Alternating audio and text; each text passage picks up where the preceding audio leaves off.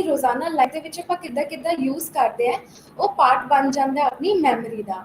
Memory learning ਦੇ ਵਿੱਚੋਂ ਹੀ ਗ੍ਰਾਸਪ ਹੋਇਆ ਹੋਇਆ ਇੱਕ ਵਰਡ ਹੈ, ਇੱਕ ਟਰਮ ਹੈ ਜੋ ਉਸਨੂੰ ਲਰਨਿੰਗ ਨੂੰ ਇੱਕ ਬ੍ਰੌਡਰ ਐਸਪੈਕਟ ਦੇ ਨਾਲ ਆਪਣੇ ਅੱਗੇ ਆਉਂਦਾ ਹੈ। ਲਰਨਿੰਗ ਜੋ ਕਿ ਆਪਾਂ ਕਿਸੇ ਵੀ ਚੀਜ਼ ਨੂੰ ਸਿੱਖ ਕੇ ਉਸ ਚੀਜ਼ ਨੂੰ ਰੋਜ਼ਾਨਾ ਕਰਨ ਤੋਂ ਬਾਅਦ ਜੋ ਚੀਜ਼ ਆਪਾਂ ਬਿਨਾਂ ਯਾਦ ਕਰੇ ਵੀ ਜਿਹੜੀ ਚੀਜ਼ ਆਪਾਂ ਕਰ ਲੈਂਦੇ ਆ, ਉਹ ਆਪਣੀ ਮੈਮਰੀ ਦਾ ਪਾਰਟ ਬਣ ਜਾਂਦਾ ਹੈ।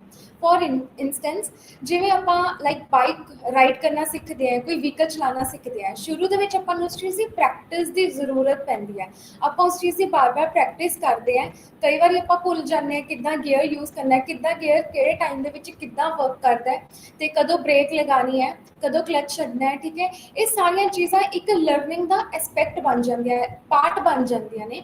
ਬਟ ਹੌਲੀ ਹੌਲੀ ਜਿਵੇਂ ਉਹ ਚੀਜ਼ ਆਪਣੀ ਪ੍ਰੈਕਟਿਸ ਦੇ ਵਿੱਚ ਆਉਂਦੀ ਹੈ, ਆਪਣੀ ਡੇ ਟੂ ਡੇ ਲਾਈਫ ਦੇ ਵਿੱਚ ਆਪਾਂ ਉਸ ਚੀਜ਼ ਨੂੰ ਯੂਜ਼ ਕਰਨ ਲੱਗ ਜਾਂਦੇ ਹਾਂ, ਪ੍ਰੈਕਟਿਸ ਕਰਨ ਲੱਗ ਜਾਂਦੇ ਹਾਂ, ਤੇ ਆਪਣੀ ਲਾਈਫ ਦਾ ਪਾਰਟ ਬਣ ਜਾਂਦੇ ਆ, ਤਾਂ ਹੌਲੀ ਹੌਲੀ ਆਪਣੀ ਮੈਮਰੀ ਦੇ ਵਿੱਚ ਇੰਨਾ ਜ਼ਿਆਦਾ ਘਟ ਜਾਂਦੀ ਹੈ ਕਿ ਉਸੇ ਚੀਜ਼ ਨੂੰ ਫਿਰ ਆਪਾਂ ਨੂੰ ਜ਼ਿਆਦਾ ਦਿਮਾਗ ਲਗਾਉਣ ਦੀ ਜਾਂ ਜ਼ਿਆਦਾ ਲਰਨ ਕਰਨ ਦੀ ਜ਼ਰੂਰਤ ਨਹੀਂ ਪੈਂਦੀ ਹੈਗੀ, ਮੈਮੋਰਾਈਜ਼ ਕਰਨ ਦੀ ਜ਼ਰੂਰਤ ਨਹੀਂ ਪੈਂਦੀ ਕਿ ਇਸ ਚੀਜ਼ ਨੂੰ ਆਪਾਂ ਨੇ ਕਰਨਾ ਕਿੱਦਾਂ ਹੈ, ਬਲਕਿ ਉਹ ਚੀਜ਼ ਇੰਨੀ ਐਫਰਟਲੈਸਲੀ ਆਪਣੇ ਅੱਗੇ ਹੋਣ ਲੱਗ ਜਾਂਦੀ ਹੈ ਤੇ ਆਪਾਂ ਉਸ ਚੀਜ਼ ਤੋਂ ਬਿਨਾਂ ਜ਼ਿਆਦਾ ਧਿਆਨ ਲਗਾਏ ਉਸ ਚੀਜ਼ ਨੂੰ ਕਰਨ ਲੱਗ ਜਾਂਦੇ ਹਾਂ। ਉਸ ਚੀਜ਼ ਦੇ ਲਈ ਆਪਾਂ ਨੂੰ ਆਪਣੇ ਆਪ ਨੂੰ ਇੱਕ ਇਨਫੋਰਮੇਸ਼ਨ ਔਰ ਇੱਕ ਚੀਜ਼ ਦੇਣ ਦੀ ਜ਼ਰੂਰਤ ਨਹੀਂ ਪੈਂਦੀ ਹੈ ਕਿ ਤੁਸੀਂ ਇਸ ਚੀਜ਼ ਨੂੰ ਬਾਰ-ਬਾਰ ਲਰਨ ਕਰੋ, ਜਾਂ ਇੱਕ ਆਈਡੀਆ ਇੰਡੀਕੇਸ਼ਨ ਦੇਣ ਦੀ ਜ਼ਰੂਰਤ ਨਹੀਂ ਪੈਂਦੀ ਕਿ ਇਹ ਚੀਜ਼ ਕਿੱਦਾਂ ਹੋਏਗੀ।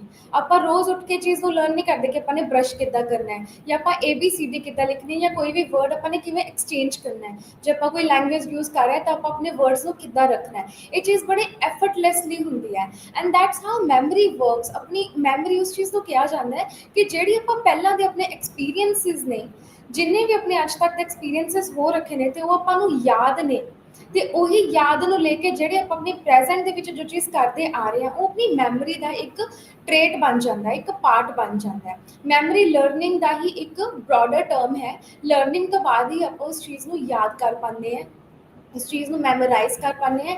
ਕਈ ਵਾਰ ਉਸੇ ਚੀਜ਼ ਦੇ ਉੱਤੇ ਆਪਾਂ ਨੂੰ ਜ਼ਿਆਦਾ ਦਿਮਾਗ ਲਗਾਉਣ ਦੀ ਜ਼ਰੂਰਤ ਨਹੀਂ ਪੈਂਦੀ, ਬਟ ਉਹ ਚੀਜ਼ ਆਪਾਂ ਨੂੰ ਬੜੇ ਐਫਰਟਲੈਸਲੀ ਆਪਣੀ ਯਾਦ ਆਪਣੇ ਅੱਗੇ ਆ ਜਾਂਦੀ ਹੈ ਕਿ ਇਹ ਚੀਜ਼ ਇੱਦਾਂ ਹੋਈ ਸੀ। ਆਪਾਂ ਨੂੰ ਆਪਣੇ ਬਹੁਤ ਐਫਰਟਸ ਜਾਂ ਆਪਣੇ ਕੌਨਸ਼ੀਅਸ ਨੂੰ ਬਹੁਤ ਜ਼ਿਆਦਾ ਤੰਗ ਤਕਲੀਫ ਦੇਣ ਦੀ ਜ਼ਰੂਰਤ ਨਹੀਂ ਪੈਂਦੀ ਕਿ ਬਹੁਤ ਧੱਕਾ ਕਰ ਰਿਹਾ ਆਪਾਂ ਆਪਣੇ ਆਪ ਦੇ ਨਾਲ ਕੋਈ ਚੀਜ਼ ਨੂੰ ਯਾਦ ਕਰਨ ਦੇ ਲਈ, ਬਲਕਿ ਕਿਸੇ ਵੀ ਚੀਜ਼ ਦੀ ਇੱਕ ਜਿਹੜੀ ਯਾਦ ਹੁੰਦੀ ਹੈ ਉਹ ਨਾਰਮਲੀ ਐਫਰਟਲੈਸਲੀ ਜਿਹੜੀ ਆਪਣੇ ਕੋਲ ਫਲੋ ਕਰਦੀ ਹੈ ਨਾ, ਫ੍ਰੀ ਫਲੋ, ਉਸ ਚੀਜ਼ ਨੂੰ ਮੈਮਰੀ ਕਿਹਾ ਜਾਂਦਾ ਹੈ। ਸੋ ਮੈਮਰੀ ਦੀ ਸਾਈਕੋਲੋਜਿਸਟ ਵੱਲੋਂ ਜਿਹੜੀ ਇੱਕ ਡੈਫੀਨੇਸ਼ਨ ਦਿੱਤੀ ਗਈ ਸੀਗੀ, that was that memory is a consciously retrieval of the previously experienced information।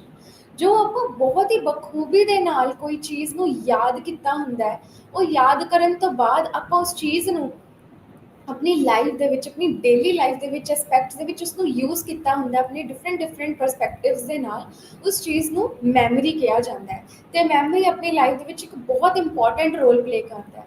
Memory ਤੋਂ ਪਹਿਲਾਂ ਜਿੱਦਾਂ ਲਰਨਿੰਗ ਆਉਂਦੀ ਆ, ਬਚਪਨ ਦੇ ਵਿੱਚ ਆਪਾਂ ਨੂੰ ਬਾਰ-ਬਾਰ ਇਹ ਸਿਖਾਇਆ ਜਾਂਦਾ ਕਿ ਆਪਣਾ ਨਾਮ ਕਿਆ ਹੈ, ਆਪਾਂ ਆਪਣਾ ਨਾਮ ਕਿਵੇਂ ਲਿਖ ਸਕਦੇ ਹਾਂ, ਆਪਣੇ ਪੇਰੈਂਟਸ ਦਾ ਨਾਮ ਕਿਆ, ਆਪਾਂ ਕਿੱਥੇ ਰਹਿੰਦੇ ਹਾਂ, ਤੇ ਆਪਣੀ ਸਿਟੀ, ਆਪਣੇ ਸਕੂਲ ਦਾ ਨੇਮ, ਟੀਚਰਸ ਦਾ ਨਾਮ, ਆਪਣੇ ਫਰੈਂਡਸ ਦਾ ਨਾਮ। ਇਹ ਚੀਜ਼ ਆਪਾਂ ਨੂੰ ਬਾਰ-ਬਾਰ ਯਾਦ ਕਰਵਾਈ ਜਾਂਦੀ ਹੈ ਕਿਉਂਕਿ ਇੱਕ ਛੋਟਾ ਬੱਚੇ ਦੇ ਵਿੱਚ ਇੰਨੀ ਜ਼ਿਆਦਾ ਕੈਪੇਬਿਲਿਟੀ ਨਹੀਂ ਹੁੰਦੀ ਹੈ ਕਿ ਉਹ ਕੋਈ ਚੀਜ਼ ਨੂੰ ਸਟੋਰ ਕਰ ਸਕੇ। ਇਸ ਕਰਕੇ ਉਸ ਚੀਜ਼ ਨੂੰ ਪ੍ਰੈਕਟਿਸ ਦੇ ਵਿੱਚ ਲੈ ਕੇ ਆਇਆ ਜਾਂਦਾ ਹੈ, ਬਾਰ-ਬਾਰ ਲਿਖਵਾਇਆ ਜਾਂਦਾ ਹੈ। ABCD, ਊੜਾ ਐੜਾ ਈੜਾ, ਇਹ ਸਭ ਸਿਖਾਇਆ ਜਾਂਦਾ ਬਾਰ-ਬਾਰ ਬੱਚਿਆਂ ਨੂੰ ਕਿ ਲਿਖਿਆ ਕਿੱਦਾਂ ਜਾ ਸਕਦਾ ਹੈ, ਤੁਸੀਂ ਲਿਖਣਾ ਕਿਵੇਂ ਹੈ, ਤੇ ਉਸਨੂੰ ਲਿਖ ਕੇ ਹੀ ਉਹ ਪ੍ਰੈਕਟਿਸ ਦੇ ਵਿੱਚ ਜਦੋਂ ਚੀਜ਼ ਸਟਾਰਟ ਹੋ ਜਾਂਦੀ ਹੈ, ਤਾਂ ਹੌਲੀ ਹੌਲੀ ਬੱਚੇ ਉਸ ਚੀਜ਼ ਨੂੰ ਇੰਨੀ ਜ਼ਿਆਦਾ ਪ੍ਰੈਕਟਿਸ ਦੀ ਜ਼ਰੂਰਤ ਨਹੀਂ ਪੈਂਦੀ, ਬਲਕਿ ਐਫਰਟਲੈਸਲੀ ਉਸ ਚੀਜ਼ ਨੂੰ ਉਹ ਰਿਲੇਟ ਕਰ ਪਾਉਂਦਾ ਹੈ। ਤੇ ਉਹੀ ਬੱਚੇ ਨੂੰ ਜਦੋਂ ਬੱਚਾ ਵੱਡਾ ਹੋ ਜਾਂਦਾ ਤੇ ਆਪਾਂ ਉਸ ਤੋਂ ਪੁੱਛਿਆ ਜਾਂਦਾ ਕਿ ਤੁਹਾਡਾ ਨੇਮ ਕਿਆ ਹੈ, ਜਾਂ ਤੁਸੀਂ ਕਿੱਥੇ ਰਹਿੰਦੇ ਹੋ, ਜਾਂ ਤੁਹਾਡੇ ਫਰੈਂਡਸ ਦਾ ਨਾਮ ਕਿਆ ਹੈ, ਜਾਂ ਫਿਰ when you are in first class ਦੇ ਵਿੱਚ ਤੁਹਾਡੇ ਟੀਚਰ ਦਾ ਨਾਮ ਕਿਆ ਸੀਗਾ। ਤੇ ਇਹ ਚੀਜ਼ਾਂ ਕੁਝ ਇਹੋ ਜਿਹੀਆਂ ਹੁੰਦੀਆਂ ਜੋ ਆਪਣੀ ਮੈਮਰੀ ਦੇ ਵਿੱਚ ਯਾਦ ਰਹਿ ਜਾਂਦੀ ਹੈ। ਉਹੀ ਸਾਰੀ ਯਾਦ ਆਪਣੀ ਮੈਮਰੀ ਆਪਾਂ ਨੂੰ ਪਹਿਲਾਂ ਦੀ ਚੀਜ਼ਾਂ ਜਿਹੜੀਆਂ ਐਕਸਪੀਰੀਅੰਸ ਕਰ ਰੱਖੀਆਂ ਹੁੰਦੀਆਂ ਨੇ, ਜਿਹੜੀ ਪ੍ਰੈਕਟਿਸ ਦੇ ਵਿੱਚ ਆ ਰੱਖੀਆਂ ਹੁੰਦੀਆਂ ਨੇ, ਤੇ ਬੜੇ ਬਖੂਬੀ ਤਰੀਕੇ ਦੇ ਨਾਲ ਉਸ ਚੀਜ਼ ਨੂੰ ਆਪਾਂ ਯਾਦ ਕਰਕੇ ਆਪਣੇ ਦਿਮਾਗ ਦੇ ਵਿੱਚ ਰੱਖ ਰੱਖਿਆ ਹੁੰਦਾ ਕਿ ਇਸ ਚੀਜ਼ ਦਾ ਮਤਲਬ ਕੀ ਹੈ, ਮੇਰੀ ਫਸਟ ਕਲਾਸ ਦੇ ਵਿੱਚ ਮੇਰੀ ਮੈਮ ਦਾ ਨਾਮ ਕਿਆ ਸੀ, ਜਾਂ ਮੇਰੀ ਬੈਸਟ ਫਰੈਂਡ ਦਾ ਨਾਮ ਕਿਆ ਸੀ, ਜਾਂ ਮੇਰੇ ਸਕੂਲ ਦਾ ਕਿਆ ਨਾਮ ਸੀ। ਉਹ ਚੀਜ਼ ਆਪਾਂ ਬਾਰ-ਬਾਰ ਯਾਦ ਕਰਦੇ ਰਹਿੰਦੇ ਹਾਂ, ਜਾਂ ਆਪਾਂ ਉਸ ਚੀਜ਼ ਤੋਂ ਬਾਰ-ਬਾਰ ਸਿੱਖਦੇ ਰਹਿੰਦੇ ਹਾਂ ਰੋਜ਼ ਆਪਣੀ ਲਾਈਫ ਦੇ ਵਿੱਚ, ਡੇ ਟੂ ਡੇ ਐਕਟੀਵਿਟੀਜ਼ ਦੇ ਵਿੱਚ ਉਹ ਯੂਜ਼ ਹੁੰਦੀ ਹੈ। ਇਸ ਕਰਕੇ ਉਸਨੂੰ ਮੈਮਰੀ ਕਿਹਾ ਜਾਂਦਾ ਹੈ। ਉਹ ਮੈਮਰੀ ਆਪਣਾ ਪਾਰਟ ਬਣ ਜਾਂਦੀ ਹੈ ਜੋ ਆਪਾਂ ਬਾਰ-ਬਾਰ ਲਰਨ ਕੀਤਾ ਹੁੰਦਾ ਹੈ। ਸੋ ਹਰਮਨ ਐਬਿੰਗੋਜ਼ ਨੇ ਜੋ ਕਿ ਬਹੁਤ ਵੱਡੇ ਸਾਈਕੋਲੋਜਿਸਟ ਰਹੇ ਸੀਗੇ। ਉਹਨਾਂ ਨੇ ਮੈਮਰੀ ਦੇ ਵਿੱਚ ਕਾਫੀ ਜ਼ਿਆਦਾ ਥਿਊਰੀਜ਼ ਇੰਟਰੋਡਿਊਸ ਕੀਤੀਆਂ ਸੀਗੀਆਂ। ਹੀ introduced the importance of memory and how memory works, and memory ਆਪਣੀ ਲਾਈਫ ਦੇ ਵਿੱਚ ਕਿੱਦਾਂ ਵਰਕ ਕਰਦੀ ਹੈ। ਜੋ ਵੀ ਆਪਾਂ ਪੈਦਾ ਹੋਣ ਤੋਂ ਲੈ ਕੇ ਹੁਣ ਤੱਕ ਜਿੰਨੀਆਂ ਵੀ ਚੀਜ਼ਾਂ ਆਪਾਂ ਨੇ ਦੇਖੀਆਂ ਨੇ, ਮਹਿਸੂਸ ਕੀਤੀਆਂ ਨੇ, ਹੋ ਸਕਦਾ ਹੈ ਕੁਝ ਆਪਾਂ ਨੇ ਉਹਨਾਂ ਨੂੰ ਸੈਂਸ ਕੀਤਾ ਹੈ, ਕੁਝ ਚੀਜ਼ਾਂ ਆਪਾਂ ਨੇ ਆਬਜ਼ਰਵ ਕੀਤੀਆਂ ਨੇ, ਮਹਿਸੂਸ ਕੀਤੀਆਂ ਨੇ, ਫੀਲ ਕੀਤਾ, ਆਪਣੇ ਲਈ ਇੱਕ ਥਾਟ ਪ੍ਰੋਸੈਸ ਉਹ ਚੀਜ਼ ਆਪਣੇ ਅੰਦਰ ਬਣ ਕੇ ਆਈ ਹੈ ਤੇ ਆਪਾਂ ਉਸ ਚੀਜ਼ ਨੂੰ ਪ੍ਰੋਸੈਸ ਕੀਤਾ ਹੈ। ਇਹ ਸਭ ਮੈਮਰੀ ਦਾ ਪਾਰਟ ਆਪਣੇ ਬਚਪਨ ਤੋਂ ਲੈ ਕੇ ਹੁਣ ਤੱਕ ਜਿੰਨੀ ਵੀ ਆਪਣੀ ਏਜ ਆ ਤਦ ਤੱਕ ਚੱਲਦੀ ਰਹਿੰਦੀ ਹੈ। ਤੇ ਆਪਾਂ ਜਿੰਨੀ ਦੇਰ ਆਪਾਂ ਇਸ ਧਰਤੀ ਤੇ ਜਿੰਦੇ ਆ ਤੇ ਆਪਣੀ ਉਹ ਮੈਮਰੀ ਆਪਣੀ ਲਰਨਿੰਗ ਦੇ ਰੂਪ ਦੇ ਨਾਲ ਉਹ ਆਕਰਸ਼ਿਤ ਹੁੰਦੀ ਰਹਿੰਦੀ ਹੈ, ਵੱਧਦੀ ਰਹਿੰਦੀ ਹੈ। ਆਪਾਂ ਉਸ ਚੀਜ਼ ਨੂੰ ਅਟਰੈਕਟ ਕਰਦੇ ਰਹਿੰਦੇ ਹਾਂ ਆਪਣੇ ਵੱਲ, ਤੇ ਅਟਰੈਕਸ਼ਨ ਜੋ ਵੀ ਆਪਣੇ ਆਸ-ਪਾਸ ਆਪਾਂ ਦੇਖਦੇ ਹਾਂ ਉਹ ਲਰਨ ਕਰਨ ਤੋਂ ਬਾਅਦ ਆਪਾਂ ਆਪਣੀ ਆਬਜ਼ਰਵੇਸ਼ਨ ਦੇ ਨਾਲ ਉਸ ਚੀਜ਼ ਨੂੰ ਲਾਈਨ ਵਾਈਜ਼ ਲਾਈਨ ਲਰਨ ਕਰ ਪਾਉਂਦੇ ਹਾਂ, ਯਾਦ ਕਰ ਪਾਉਂਦੇ ਹਾਂ। ਤੇ ਜਦ ਵੀ ਉਸ ਮੈਮਰੀ ਦੀ ਆਪਾਂ ਨੂੰ ਜਾਂ ਉਸ ਲਰਨਿੰਗ ਦੀ ਆਪਾਂ ਨੂੰ ਜ਼ਰੂਰਤ ਪੈਂਦੀ ਹੈ ਤਾਂ ਉਹ ਮੈਮਰੀ ਦੇ ਬੇਸਿਸ ਤੇ ਆਪਣੇ ਅੱਗੇ ਉਹ ਆਉਂਦੀ ਰਹਿੰਦੀ ਹੈ। And that's how our memory works. And ਹਰ ਇੱਕ ਦੇ ਲਈ ਮੈਮਰੀ ਇੱਦਾਂ ਹੀ ਵਰਕ ਕਰਦੀ ਹੈ। Exceptions are always there. ਜਿਹੜੇ ਐਬਨੋਰਮਲ ਪੀਪਲ ਹੁੰਦੇ ਆ ਉਹਨਾਂ ਦੇ ਲਈ ਮੈਮਰੀ ਉਹਨਾਂ ਦੀ ਲਰਨਿੰਗ ਦੇ ਥਰੂ ਵਰਕ ਨਹੀਂ ਕਰਦੀ ਹੈਗੀ, ਕਿਉਂਕਿ ਉਹਨਾਂ ਦੀ ਜਿਹੜੀ ਮੈਮਰੀ ਨੂੰ ਸਟੋਰ ਕਰਨ ਦਾ ਜਾਂ ਇਨਕੋਡ ਕਰਨ ਦਾ ਜਿਹੜਾ ਵੇ ਹੁੰਦਾ ਉਹ ਨਾਰਮਲ ਬੀਇੰਗਸ ਦੇ ਨਾਲੋਂ ਕਾਫੀ ਜ਼ਿਆਦਾ different ਹੁੰਦਾ ਹੈ। So Hermann Ebbinghaus, who was a great psychologist in the field of psychology, he gave the theoretical perspective on memory. He talked about the memory कि memory अपनी life ਦੇ ਵਿੱਚ ਕਿੱਦਾਂ important role play ਕਰਦੀ ਹੈ। But ਸਿਰਫ philosophical ਗੱਲਾਂ ਦੇ ਨਾਲ ਤਾਂ ਆਪਾਂ ਇਸ ਚੀਜ਼ ਨੂੰ prove ਨਹੀਂ ਕਰ ਸਕਦੇ। ਇਸ ਕਰਕੇ what he did was he did an experiment on himself। ਉਹਨਾਂ ਨੇ ਆਪਣੇ ਉੱਤੇ ਮੈਮਰੀ ਨੂੰ ਰਿਅਲਾਈਜ਼ ਕਰਨ ਦੇ ਲਈ ਕਿ ਮੈਮਰੀ ਵਾਕਈ ਕੋਈ ਇੱਕ ਚੀਜ਼ ਹੈ ਜਿਹੜੀ ਆਪਾਂ ਲਰਨ ਕਰਨ ਤੋਂ ਬਾਅਦ ਚਾਹੇ ਬੇਸ਼ੱਕ ਆਪਾਂ ਉਸਨੂੰ ਰੋਜ਼ਾਨਾ ਬਾਰ-ਬਾਰ ਲਰਨ ਨਹੀਂ ਕਰ ਰਹੇ ਹੈਗੇ, ਬਟ ਸਟਿਲ ਉਹ ਚੀਜ਼ ਆਪਣੀ ਮੈਮਰੀ ਦੇ ਵਿੱਚ ਸਟੋਰਡ ਹੈ। ਤੇ ਉਹ ਸਟੋਰ ਕਿੱਦਾਂ ਹੈ, ਉਸ ਚੀਜ਼ ਨੂੰ ਸਮਝਣ ਦੇ ਲਈ ਕਿ ਆਪਾਂ ਆਪਣੀ ਲਰਨਿੰਗ ਨੂੰ ਮੈਮਰੀ ਦੇ ਥਰੂ ਕਿੱਦਾਂ ਸਮਝ ਸਕਦੇ ਹਾਂ। ਦੇ did experiment on himself. He use nonsense labels. Nonsense labels ਉਹ ਹੁੰਦੇ ਨੇ ਜਿਨ੍ਹਾਂ ਦਾ ਕੋਈ ਮਤਲਬ ਨਹੀਂ ਹੁੰਦਾ ਹੈਗਾ।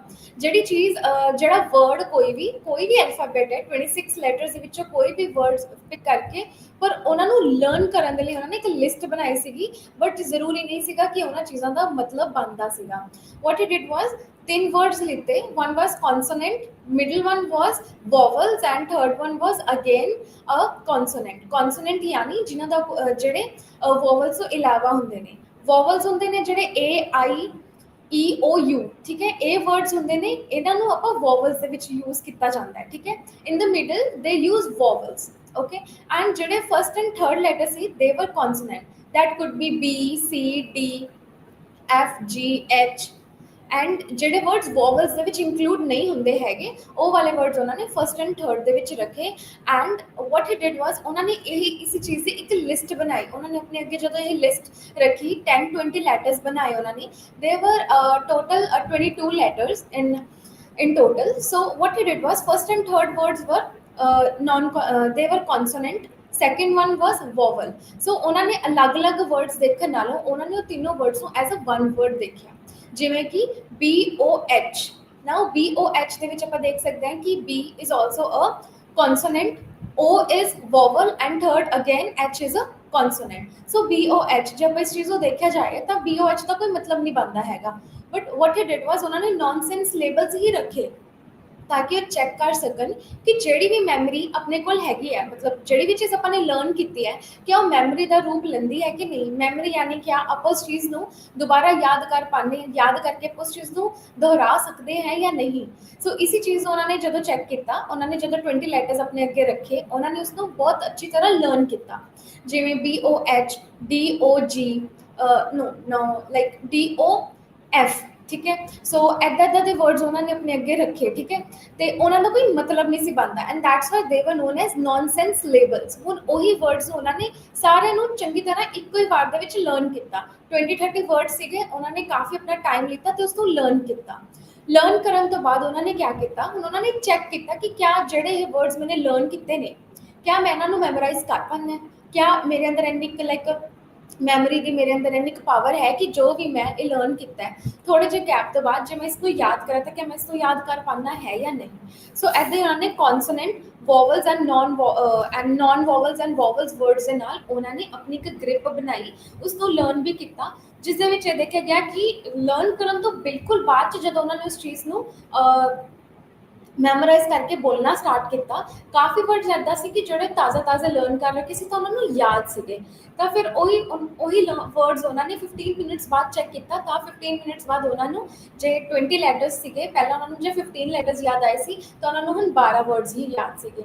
ਸੋ ਇੱਦਾਂ ਹੀ ਹੌਲੀ ਹੌਲੀ ਕਰਦੇ ਕਰਦੇ ਜਿਵੇਂ ਟਾਈਮ ਘੱਟਦਾ ਗਿਆ ਤਾਂ ਇਹ ਚੀਜ਼ ਦੇਖਣ ਨੂੰ ਮਿਲੀ ਕਿ ਜਿਹੜੇ ਵਰਡਸ ਉਹਨਾਂ ਨੇ ਲਰਨ ਕੀਤੇ ਸੀਗੇ ਉਹ ਵਿਦ ਦ ਟਾਈਮ, ਕਿਉਂਕਿ ਹੁਣ ਉਹਨਾਂ ਨੇ ਉਸ ਚੀਜ਼ ਦੀ ਲਰਨਿੰਗ ਨਹੀਂ ਕੀਤੀ, ਉਸ ਚੀਜ਼ ਦੀ ਉਹਨਾਂ ਨੇ ਪ੍ਰੈਕਟਿਸ ਨਹੀਂ ਕੀਤੀ, ਬਸ ਸਿਰਫ ਇੱਕ ਵਾਰੀ ਲਰਨ ਕਰਕੇ ਉਸ ਲਿਸਟ ਨੂੰ ਸਾਈਡ ਤੇ ਰੱਖਤਾ ਤੇ ਉਸ ਤੋਂ ਦੁਬਾਰਾ ਦੇਖਿਆ ਨਹੀਂ, ਬਲਕਿ ਥੋੜਾ ਕੁਝ ਚੀਜ਼ਾਂ ਦੇ ਵਿੱਚ ਉਹਨਾਂ ਨੂੰ ਕੋਈ ਵਰਡ ਯਾਦ ਸੀ, ਹੋ ਸਕਦਾ ਕਿ ਕੁਝ 3 ਵਰਡਸ ਦੇ ਵਿੱਚ ਕੋਈ ਇੱਕ ਹੀ ਵਰਡ ਯਾਦ ਸੀਗਾ। ਇਸ ਕਰਕੇ ਉਹਨਾਂ ਨੇ ਫਿਰ ਆਪਣੀ ਮੈਮਰੀ ਦੇ ਬਾਰੇ ਨੌਨਸੈਂਸ ਲੇਬਲਸ ਦੇ ਥਰੂ ਆਪਣਾ ਐਕਸਪੈਰੀਮੈਂਟ ਲੈ ਕੇ ਆਂਦਾ ਸੀਗਾ ਕਿ ਮੈਮਰੀ ਆਪਾਂ ਨੂੰ ਯਾਦ ਰਹਿ ਪਾਉਂਦੀ ਹੈ, ਲਰਨ ਕੀਤੀ ਹੋਈ ਚੀਜ਼ ਆਪਾਂ ਉਸ ਚੀਜ਼ ਨੂੰ ਦੁਹਰਾ ਸਕਦੇ ਹਾਂ ਜਾਂ ਨਹੀਂ।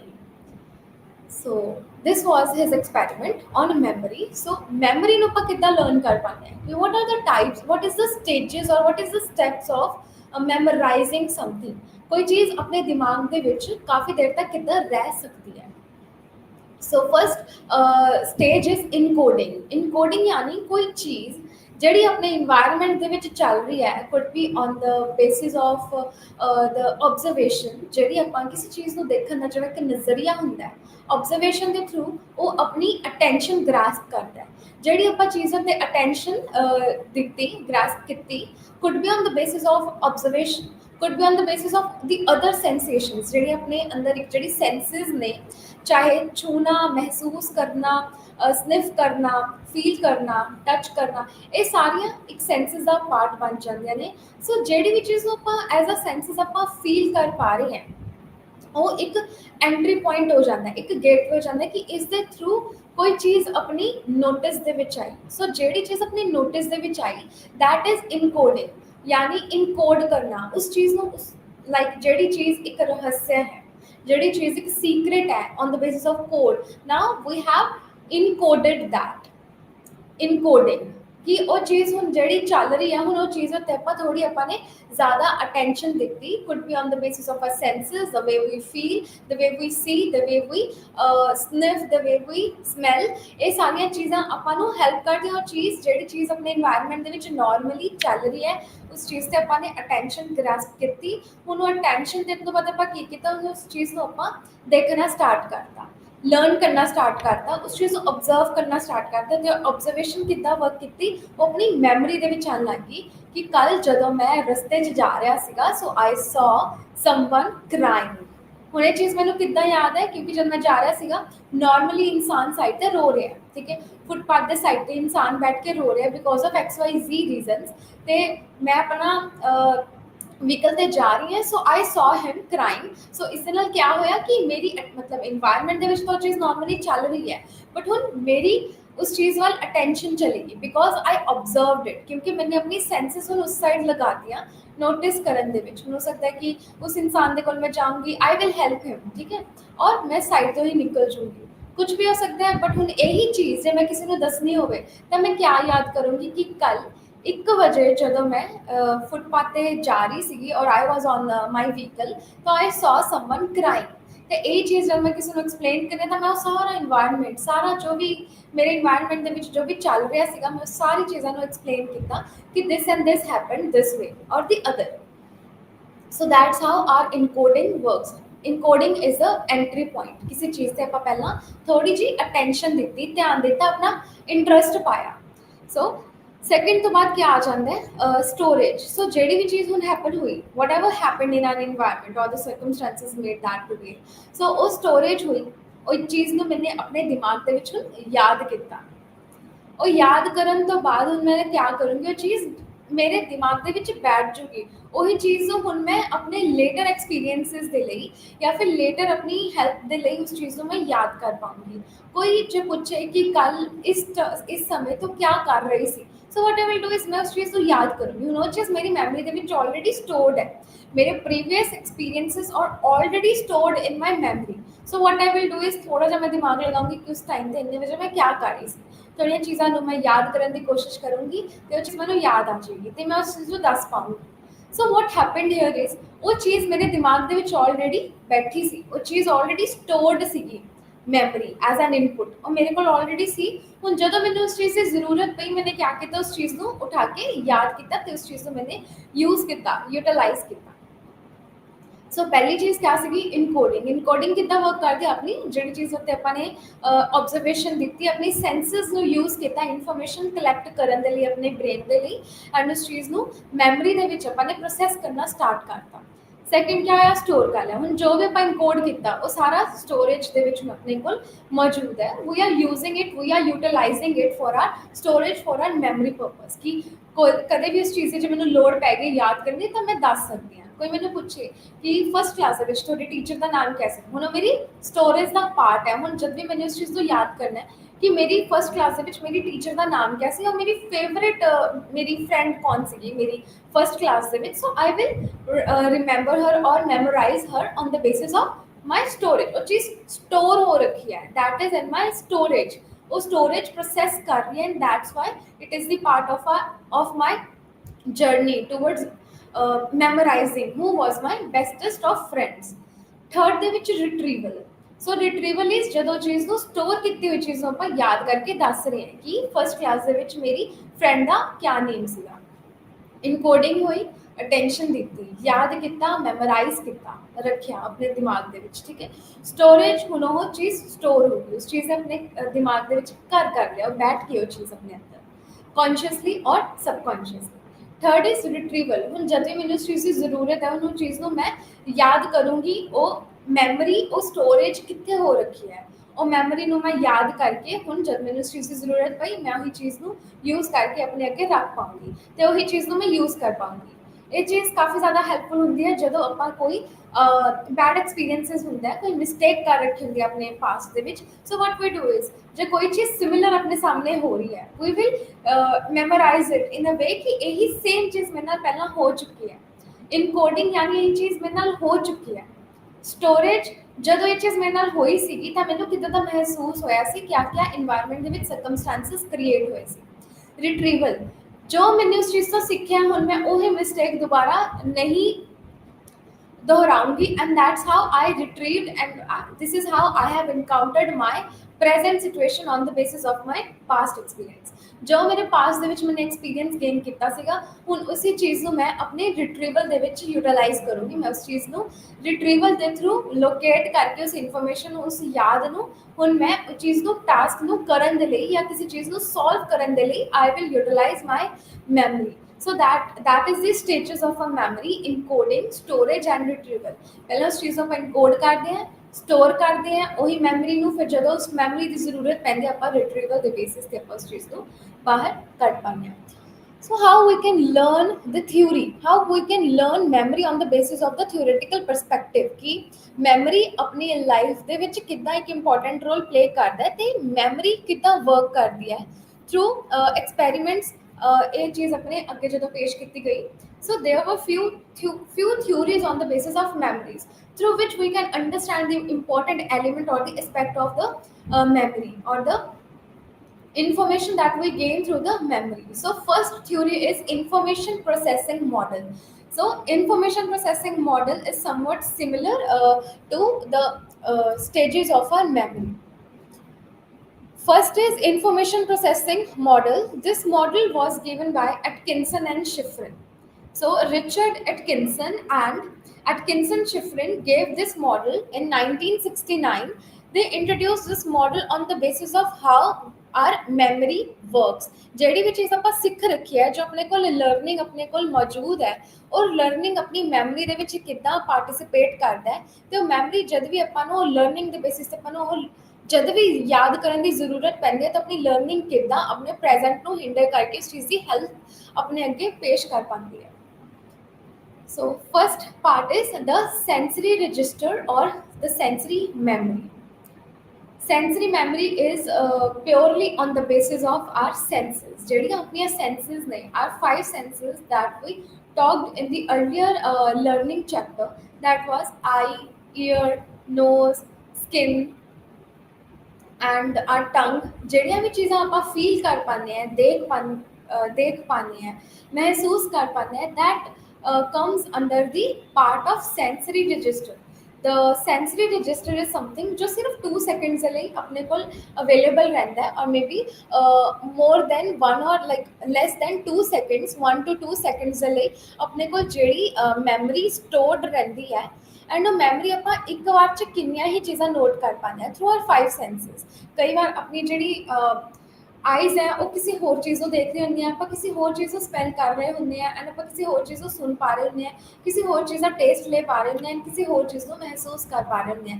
ਆਪਣੀਆਂ ਕਿੰਨੀਆਂ ਹੀ ਮੈਮਰੀ, ਕਿੰਨੀਆਂ ਹੀ ਸੈਂਸਿਸ ਆਪਣੀਆਂ ਇੱਕ ਵਾਰ ਦੇ ਵਿੱਚ ਵਰਕ ਕਰ ਰਹੀ ਹੁੰਦੀਆਂ, ਐਂਡ ਸਾਈਡ ਬਾਈ ਸਾਈਡ ਆਪਣੀ ਇੱਕ ਫੀਲਿੰਗ ਜਿਹੜਾ ਪਾਰਟ ਹੈ, ਜਿਹੜਾ ਆਪਣੀ ਸਿਕਸ ਸੈਂਸ ਕਿਹਾ ਜਾਂਦਾ ਹੈ, ਉਹ ਚੀਜ਼ ਵੀ ਵਰਕ ਕਰ ਰਹੀ ਹੁੰਦੀ ਹੈ, and that works as the part of our sensory memory or sensory register, and that's how our information comes in. This information capacity is for 1 or 2 seconds. ਇਹ 2 ਸੈਕਿੰਡ ਤੋਂ ਵੀ ਘੱਟ ਟਾਈਮ ਦੇ ਲਈ ਆਪਣੇ ਕੋਲ ਰਹਿੰਦੀ ਹੈ, ਪਰ ਇੱਕੋ ਹੀ ਟਾਈਮ ਦੇ ਵਿੱਚ ਇਸ ਚੀਜ਼ ਦੀ ਕਪੈਸਿਟੀ ਇੰਨੀ ਜ਼ਿਆਦਾ ਹੁੰਦੀ ਹੈ ਨੋਟਿਸ ਕਰਨ ਦੀ, ਕਿ ਆਪਾਂ ਇੱਕੋ ਹੀ ਟਾਈਮ ਦੇ ਵਿੱਚ ਬਹੁਤ ਹੀ ਸਾਰੀਆਂ ਚੀਜ਼ਾਂ ਨੂੰ ਆਪਾਂ ਇਨਫੋਰਮੇਸ਼ਨ ਨੂੰ ਆਪਾਂ ਇੱਕੋ ਹੀ ਟਾਈਮ ਦੇ ਵਿੱਚ ਕਪੈਸਿਟੀ ਆਪਣੀ ਘੱਟ ਜ਼ਿਆਦਾ ਹੁੰਦੀ ਉਸ ਚੀਜ਼ ਨੂੰ ਇਨਫੋਰਮੇਸ਼ਨ ਨੂੰ ਗੇਨ ਕਰਨ ਦੀ, ਬਟ ਉਸ ਚੀਜ਼ ਦੇ ਰੁਕਣ ਦੀ ਜਿਹੜੀ ਡਿਊਰੇਸ਼ਨ ਹੈ ਉਹ ਬਹੁਤ ਜ਼ਿਆਦਾ ਲਿਮਿਟਡ ਹੁੰਦੀ ਹੈ, ਬਹੁਤ ਜ਼ਿਆਦਾ ਘੱਟ ਹੁੰਦੀ ਹੈ। ਸੋ ਜਿਹੜੀ ਆਪਣੀ ਸੈਂਸਰੀ ਮੈਮਰੀ ਹੈ ਉਸਦੀ ਕਪੈਸਿਟੀ ਜ਼ਿਆਦਾ ਰਹਿੰਦੀ ਹੈ, ਕਾਫੀ ਜ਼ਿਆਦਾ ਲਾਰਜ ਕਪੈਸਿਟੀ ਹੁੰਦੀ ਹੈ, but duration remains 1 to 2 seconds only. Then second part is short term memory or short term storage. So short term storage यानी ਜਿਹੜੀ ਮੈਮਰੀ ਆਪਣੇ ਬਹੁਤ ਥੋੜੀ ਦੇਰ ਦੇ ਲਈ ਹੁੰਦੀ ਹੈ, it could be on the basis ਕਿ ਆਪਾਂ ਉਸ ਚੀਜ਼ ਨੂੰ ਬਾਰ-ਬਾਰ ਲਰਨ ਕਰ ਰਹੇ ਹਾਂ, ਬਾਰ-ਬਾਰ ਉਸ ਚੀਜ਼ ਨੂੰ ਮੈਮੋਰਾਈਜ਼ ਕਰ ਰਹੇ ਹਾਂ, ਰੋਟ ਲਰਨਿੰਗ ਕਰ ਰਹੇ ਹਾਂ, ਉਸ ਚੀਜ਼ ਨੂੰ ਬਾਰ-ਬਾਰ ਆਪਾਂ ਰਟੀਫਿਕੇਸ਼ਨ ਕਰ ਰਹੇ ਹਾਂ, ਉਸ ਚੀਜ਼ ਨੂੰ ਦੁਹਰਾਈ ਜਾ ਰਹੇ ਹਾਂ, ਜਾਂ ਫਿਰ ਉਸ ਚੀਜ਼ ਦਾ ਚਾਹੇ ਮੀਨਿੰਗ ਹੋਵੇ ਨਾ ਹੋਵੇ, ਕੋਈ ਉਸ ਚੀਜ਼ ਦੀ ਸੈਂਸ ਬਣ ਰਹੀ ਹੋਵੇ ਨਾ ਜਾਂ ਨਾ ਹੋਵੇ, ਪਰ ਆਪਾਂ ਉਸ ਚੀਜ਼ ਨੂੰ ਜਿੰਨੀ ਦੇਰ ਤੱਕ ਯਾਦ ਕਰੀ ਜਾਂਦੇ ਹਾਂ, ਸਿਰਫ ਉਹ ਮੈਮਰੀ ਆਪਣੇ ਕੋਲ ਤਦੋਂ ਤੱਕ ਹੀ ਹੁੰਦੀ ਹੈ। ਲੇਟਰ ਆਫਟਰ ਲਾਈਕ 30 seconds ਆਪਾਂ ਉਸ ਚੀਜ਼ ਨੂੰ ਭੁੱਲ ਜਾਂਦੇ ਹਾਂ, and that's how short this is non as short term memory, because ਆਪਣੀ ਜਿਹੜੀ ਡਿਊਰੇਸ਼ਨ ਇਸ ਨੂੰ ਯਾਦ ਕਰਨ ਦੀ ਹੁੰਦੀ ਹੈ ਬਹੁਤ ਘੱਟ ਕਪੈਸਿਟੀ ਦੀ ਹੁੰਦੀ ਹੈ। ਜੋ ਸ਼ਾਰਟ ਟਰਮ ਮੈਮਰੀ ਹੁੰਦੀ ਹੈ ਇਸ ਦੀ ਬੇਸ਼ੱਕ ਕਪੈਸਿਟੀ ਕਾਫੀ ਘੱਟ ਟਾਈਮ ਤੱਕ ਹੁੰਦੀ ਹੈ, ਬਟ ਇਸ ਦੀ ਡਿਊਰੇਸ਼ਨ ਵੀ ਘੱਟ ਰਹਿਣ ਦੇ ਬਾਵਜੂਦ ਇਸ ਦੇ ਵਿੱਚ ਜਿਹੜੀ ਮੈਮਰੀ ਹੁੰਦੀ ਹੈ, ਕਈ ਵਾਰ ਆਪਣੇ ਕੋਲ ਇਹੋ ਜਿਹੀ ਮੈਮਰੀ ਕ੍ਰੀਏਟ ਹੋ ਜਾਂਦੀ ਹੈ, ਜਾਂ ਕੋਈ ਇਹੋ ਜਿਹੀ ਚੀਜ਼ ਆਪਾਂ ਨੂੰ ਕਾਫੀ ਦੇਰ ਤੱਕ ਲਰਨਡ ਰਹਿੰਦੀ ਹੈ, ਜੋ ਆਪਣੇ ਸ਼ਾਰਟ ਟਰਮ ਦੇ ਵਿੱਚ ਸ਼ਾਰਟ ਟਰਮ ਤੋਂ ਲੌਂਗ ਟਰਮ ਦੇ ਵਿੱਚ ਚੇਂਜ ਹੋ ਜਾਂਦੀ ਹੈ। It could happen on the basis of elaborative rehearsal, ਜੇ ਆਪਾਂ ਉਸ ਚੀਜ਼ ਨੂੰ ਬਾਰ-ਬਾਰ ਰਿਹਰਸ ਕਰਦੇ ਹਾਂ। ਰਿਹਰਸਲਸ ਵੀ ਦੋ ਟਾਈਪ ਦੇ ਹੁੰਦੇ ਨੇ, ਇੱਕ ਇਲੈਬੋਰੇਟਿਵ ਐਂਡ ਇੱਕ ਹੁੰਦੀ ਹੈ ਮੇਨਟੇਨੈਂਸ। ਜੇ ਮੇਨਟੇਨੈਂਸ ਰਿਹਰਸਲ ਹੁੰਦੀ ਹੈ ਤਾਂ ਮਤਲਬ ਉਹ ਸਿਰਫ ਥੋੜੀ ਦੇਰ ਦੇ ਲਈ ਹੀ ਆਪਾਂ ਉਸ ਚੀਜ਼ ਨੂੰ ਯਾਦ ਕਰ ਪਾਉਂਦੇ ਹਾਂ, ਕਿਉਂਕਿ ਜਿੰਨੀ ਦੇਰ ਆਪਾਂ ਉਸ ਚੀਜ਼ ਨੂੰ ਮੇਨਟੇਨ ਕਰਕੇ ਰੱਖਦੇ ਹਾਂ, ਉਹ ਮੈਮਰੀ ਨੂੰ ਜਿੰਨੀ ਦੇਰ ਤੱਕ ਆਪਾਂ ਸਟੋਰ ਰੱਖ ਪਾਉਂਦੇ ਹਾਂ ਬਾਰ-ਬਾਰ ਦੁਹਰਾ ਕੇ, ਸਿਰਫ ਉਹ ਮੈਮਰੀ ਤਦੋਂ ਤੱਕ ਹੀ ਆਪਣੇ ਕੋਲ ਰਹੇਗੀ। That's why it is just for the duration of less than 30 seconds or 30 to 35 seconds or so. And ਜਿਹੜੀ ਇਲੈਬੋਰੇਟਿਵ ਰਿਹਰਸਲ ਹੁੰਦੀ ਹੈ, that is elaborative basis of the memory, it is on the basis of meaning। ਜਦੋਂ ਕਿਸੇ ਚੀਜ਼ ਦਾ ਆਪਣੇ ਕੋਲ ਸਿਮੈਂਟਿਕ meaning, ਸਿਮੈਂਟਿਕ ਵੇ ਹੁੰਦਾ ਹੈ, ਜਾਂ ਫਿਰ ਆਪਣੇ ਕੋਲ ਜਿਹੜੀ ਮੀਨਿੰਗ ਹੁੰਦਾ ਹੈ ਉਹ ਕਾਫੀ ਮੀਨਿੰਗਫੁਲ ਹੁੰਦੀ ਹੈ, ਕੋਈ ਚੀਜ਼ ਸਮਝਦਾਰੀ ਦੇ ਨਾਲ ਜਦੋਂ ਆਪਾਂ ਉਸ ਚੀਜ਼ ਨੂੰ ਸਮਝ ਪਾਉਂਦੇ ਹਾਂ ਤਾਂ ਉਹ ਚੀਜ਼ ਆਪਣੀ ਸ਼ਾਰਟ ਟਰਮ ਮੈਮਰੀ ਥੋੜੀ ਜ਼ਿਆਦਾ ਦੇਰ ਤੱਕ ਆਪਣੇ ਕੋਲ ਟਿਕ ਪਾਉਂਦੀ ਹੈ। ਕੋਈ ਵੀ ਪੇਪਰ ਹੁੰਦਾ, ਜਦੋਂ ਆਪਣਾ ਕੋਈ ਐਗਜ਼ਾਮ ਹੈ, 1 month ਬਾਅਦ ਆਪਣਾ ਕੋਈ ਐਗਜ਼ਾਮ ਹੈ, ਉਸ ਚੀਜ਼ ਦੀ ਤਿਆਰੀ ਆਪਾਂ ਅੱਜ ਤੋਂ ਹੀ ਕਰਨੀ ਸਟਾਰਟ ਕਰ ਦਿੰਦੇ ਹਾਂ। ਸਭ ਤੋਂ ਪਹਿਲਾਂ ਉਹ ਸੈਂਸਰੀ ਮੈਮਰੀ ਦੇ ਥਰੂ ਆਪਣੇ ਕੋਲ ਰਜਿਸਟਰ ਹੁੰਦੀ ਹੈ, ਆਪਾਂ ਉਸ ਚੀਜ਼ ਨੂੰ ਆਪਣੀ ਆਈਜ਼ ਨਾਲ ਦੇਖ ਪਾਉਂਦੇ ਹਾਂ, ਬੁੱਕ ਨੂੰ ਮਹਿਸੂਸ ਕਰ ਪਾਉਂਦੇ ਹਾਂ। ਜੇ ਆਪਾਂ ਉਸ ਚੀਜ਼ ਨੂੰ ਮੈਮੋਰਾਈਜ਼ ਕਰਦੇ ਹਾਂ, ਬਾਰ-ਬਾਰ ਆਪਣੇ ਮੂੰਹ ਦੇ ਨਾਲ ਬੋਲਦੇ ਹਾਂ, ਤਾਂ ਆਪਾਂ ਆਪਣੇ ਕੰਨਾਂ ਦੇ ਨਾਲ ਉਸ ਚੀਜ਼ ਨੂੰ ਸੁਣ ਪਾਉਂਦੇ ਹਾਂ, ਮੂੰਹ ਦੇ ਨਾਲ ਆਪਾਂ ਉਸ ਚੀਜ਼ ਨੂੰ ਬੋਲ ਪਾਉਂਦੇ ਹਾਂ। ਤੇ ਇਹੀ ਚੀਜ਼ ਜਦੋਂ ਆਪਾਂ ਇਲੈਬੋਰੇਟਿਵ ਅਟੈਂਸ਼ਨ ਦੇ ਨਾਲ ਉਸ ਚੀਜ਼ ਨੂੰ ਕਰਦੇ ਹਾਂ, ਹੌਲੀ ਹੌਲੀ ਕਿਆ ਹੁੰਦਾ, ਉਹ ਟੈਂਸ਼ਨ ਆਪਣੀ ਸ਼ਾਰਟ ਟਰਮ ਮੈਮਰੀ ਦੇ ਵਿੱਚ ਪ੍ਰੀਵੇਲ ਕਰਦੀ ਹੈ। ਸ਼ਾਰਟ ਟਰਮ ਮੈਮਰੀ ਤੋਂ ਬਾਅਦ ਜਦੋਂ ਆਪਾਂ ਉਸੇ ਚੀਜ਼ ਨੂੰ ਬਾਰ-ਬਾਰ ਮੀਨਿੰਗਫੁਲ ਅੰਡਰਸਟੈਂਡਿੰਗ ਦੇ ਨਾਲ ਉਸ ਚੀਜ਼ ਨੂੰ ਬਾਰ-ਬਾਰ ਲਰਨ ਕਰਦੇ ਹਾਂ, ਦੁਹਰਾਉਂਦੇ ਹਾਂ, ਮੀਨਿੰਗ ਦਿੰਦੇ ਹਾਂ ਉਸ ਆਈਟਮ ਨੂੰ, ਸਟੋਰ ਕਰਦੇ ਹਾਂ, ਤਾਂ ਉਹ slowly and gradually it becomes the part of our long term memory. So long term memory is unlimited, ਜਿਹੜੀ ਚੀਜ਼ ਆਪਣੀ ਬਚਪਨ ਤੋਂ ਲੈ ਕੇ ਹੁਣ ਤੱਕ ਜਿਹੜੀ ਵੀ ਚੀਜ਼ ਆਪਾਂ ਕਿੰਨੀ ਹੀ ਵਾਰ ਦੁਹਰਾਈ ਹੈ, ਬਾਰ-ਬਾਰ ਉਹ ਆਪਣੀ day to day life activities ਦੇ ਵਿੱਚ ਯੂਜ਼ ਹੋਈ ਹੈ, ਜਿਵੇਂ ਮਦਰ ਦਾ ਨੇਮ, ਫਾਦਰ ਦਾ ਨੇਮ, ਤੁਹਾਡਾ ਖੁਦ ਦਾ ਨੇਮ, ਤੁਸੀਂ ਕਿਹੜੀ ਸਿਟੀ ਤੋਂ ਬਿਲੋਂਗ ਕਰਦੇ ਹੋ, ਤੁਹਾਡੀ ਕੋਈ special memory. So that is all the part of your long term memory. ਕੋਈ ਚੀਜ਼ ਜਿਹਨੂੰ ਤੁਹਾਨੂੰ ਬਾਰ-ਬਾਰ ਯਾਦ ਕਰਨ ਦੀ ਜ਼ਰੂਰਤ ਨਹੀਂ ਪੈਂਦੀ ਹੈਗੀ, but yes that is the part of your memory for the life time. ਜਿਹੜੀ ਮੈਮਰੀ ਤੁਹਾਡੀ ਬਾਰ-ਬਾਰ ਲਰਨ ਕਰਨ ਤੋਂ ਬਾਅਦ ਉਹ ਚੀਜ਼ ਤੁਹਾਡੇ ਕੋਲ ਸਟੋਰ ਹੋ ਜਾਂਦੀ ਹੈ, that is your long term memory. ਉਹ ਸ਼ਾਰਟ ਟਰਮ ਤੋਂ ਲੌਂਗ ਟਰਮ ਮੈਮਰੀ ਦੇ ਵਿੱਚ ਕਨਵਰਟ ਹੋ ਜਾਂਦੀ ਹੈ, ਕਿਉਂਕਿ ਸ਼ਾਰਟ ਟਰਮ ਮੈਮਰੀ ਨੂੰ ਜਦੋਂ ਆਪਾਂ ਟੈਨਸ਼ਨ ਦੇ ਰੱਖੀ ਹੁੰਦੀ ਹੈ, ਸੋ ਉਹੀ ਟੈਨਸ਼ਨ ਬਾਰ-ਬਾਰ ਦੁਹਰਾ ਕੇ ਉਹ ਚੀਜ਼ ਆਪਣੀ ਮੈਮਰੀ ਦਾ ਪਾਰਟ ਬਣ ਜਾਂਦਾ ਹੈ। ਤੇ ਉਹ ਮੈਮਰੀ ਲੌਂਗ term memory means long term duration ਤੱਕ ਜਿਹੜਾ ਆਪਾਂ ਨੂੰ ਸਾਥ ਦਿੰਦੀ ਹੈ, ਅਨਲੈਸ ਐਂਡ ਅੰਟਿਲ ਕੋਈ ਇਹੋ ਜਿਹੀ ਮਿਸ ਹੈਪਨਿੰਗ ਨਹੀਂ ਹੁੰਦੀ ਹੈਗੀ ਟੂਵਰਡਸ ਦ ਲਾਈਕ ਬ੍ਰੇਨ ਡਿਸਫੰਕਸ਼ਨਿੰਗ ਔਰ ਸਮਥਿੰਗ, ਜਿਹਦੇ ਵਿੱਚ ਇਨਸਾਨ ਨੂੰ ਮੈਮਰੀ ਲਾਸ ਹੋ ਜਾਂਦਾ ਹੈ।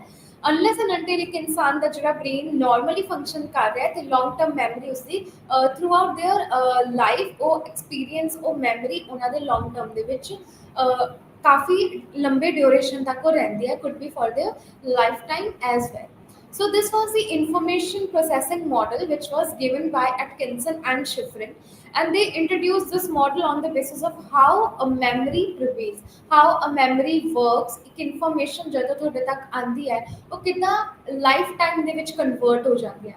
Information comes on the basis of sensory memory। sensory memory ਤੋਂ attention ਜਦੋਂ ਆਪਾਂ ਉਸ ਚੀਜ਼ ਨੂੰ ਕਾਫੀ ਦੇਰ ਤੱਕ ਦਿੰਦੇ ਹਾਂ, ਉਹ attention ਉਸਨੂੰ short term memory ਦੇ ਵਿੱਚ convert ਕਰਦੀ ਹੈ, and slowly with the chunk thing or with the elaborative rehearsal it develops into the long term memory, that is for the lifetime duration.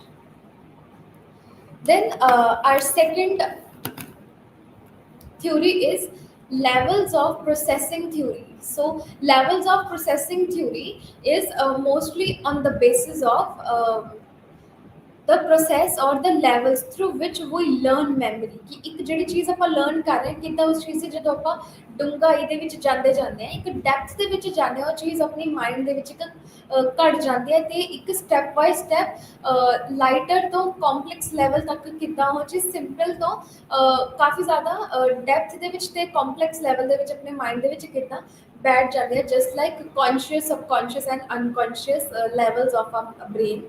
So this theory was given by Craig and Tulving in 1975, and this was the theory which was on the basis of a previous theory, that is level of processing theory was on the basis of information processing model, but the basis of this theory was a little different than the first one।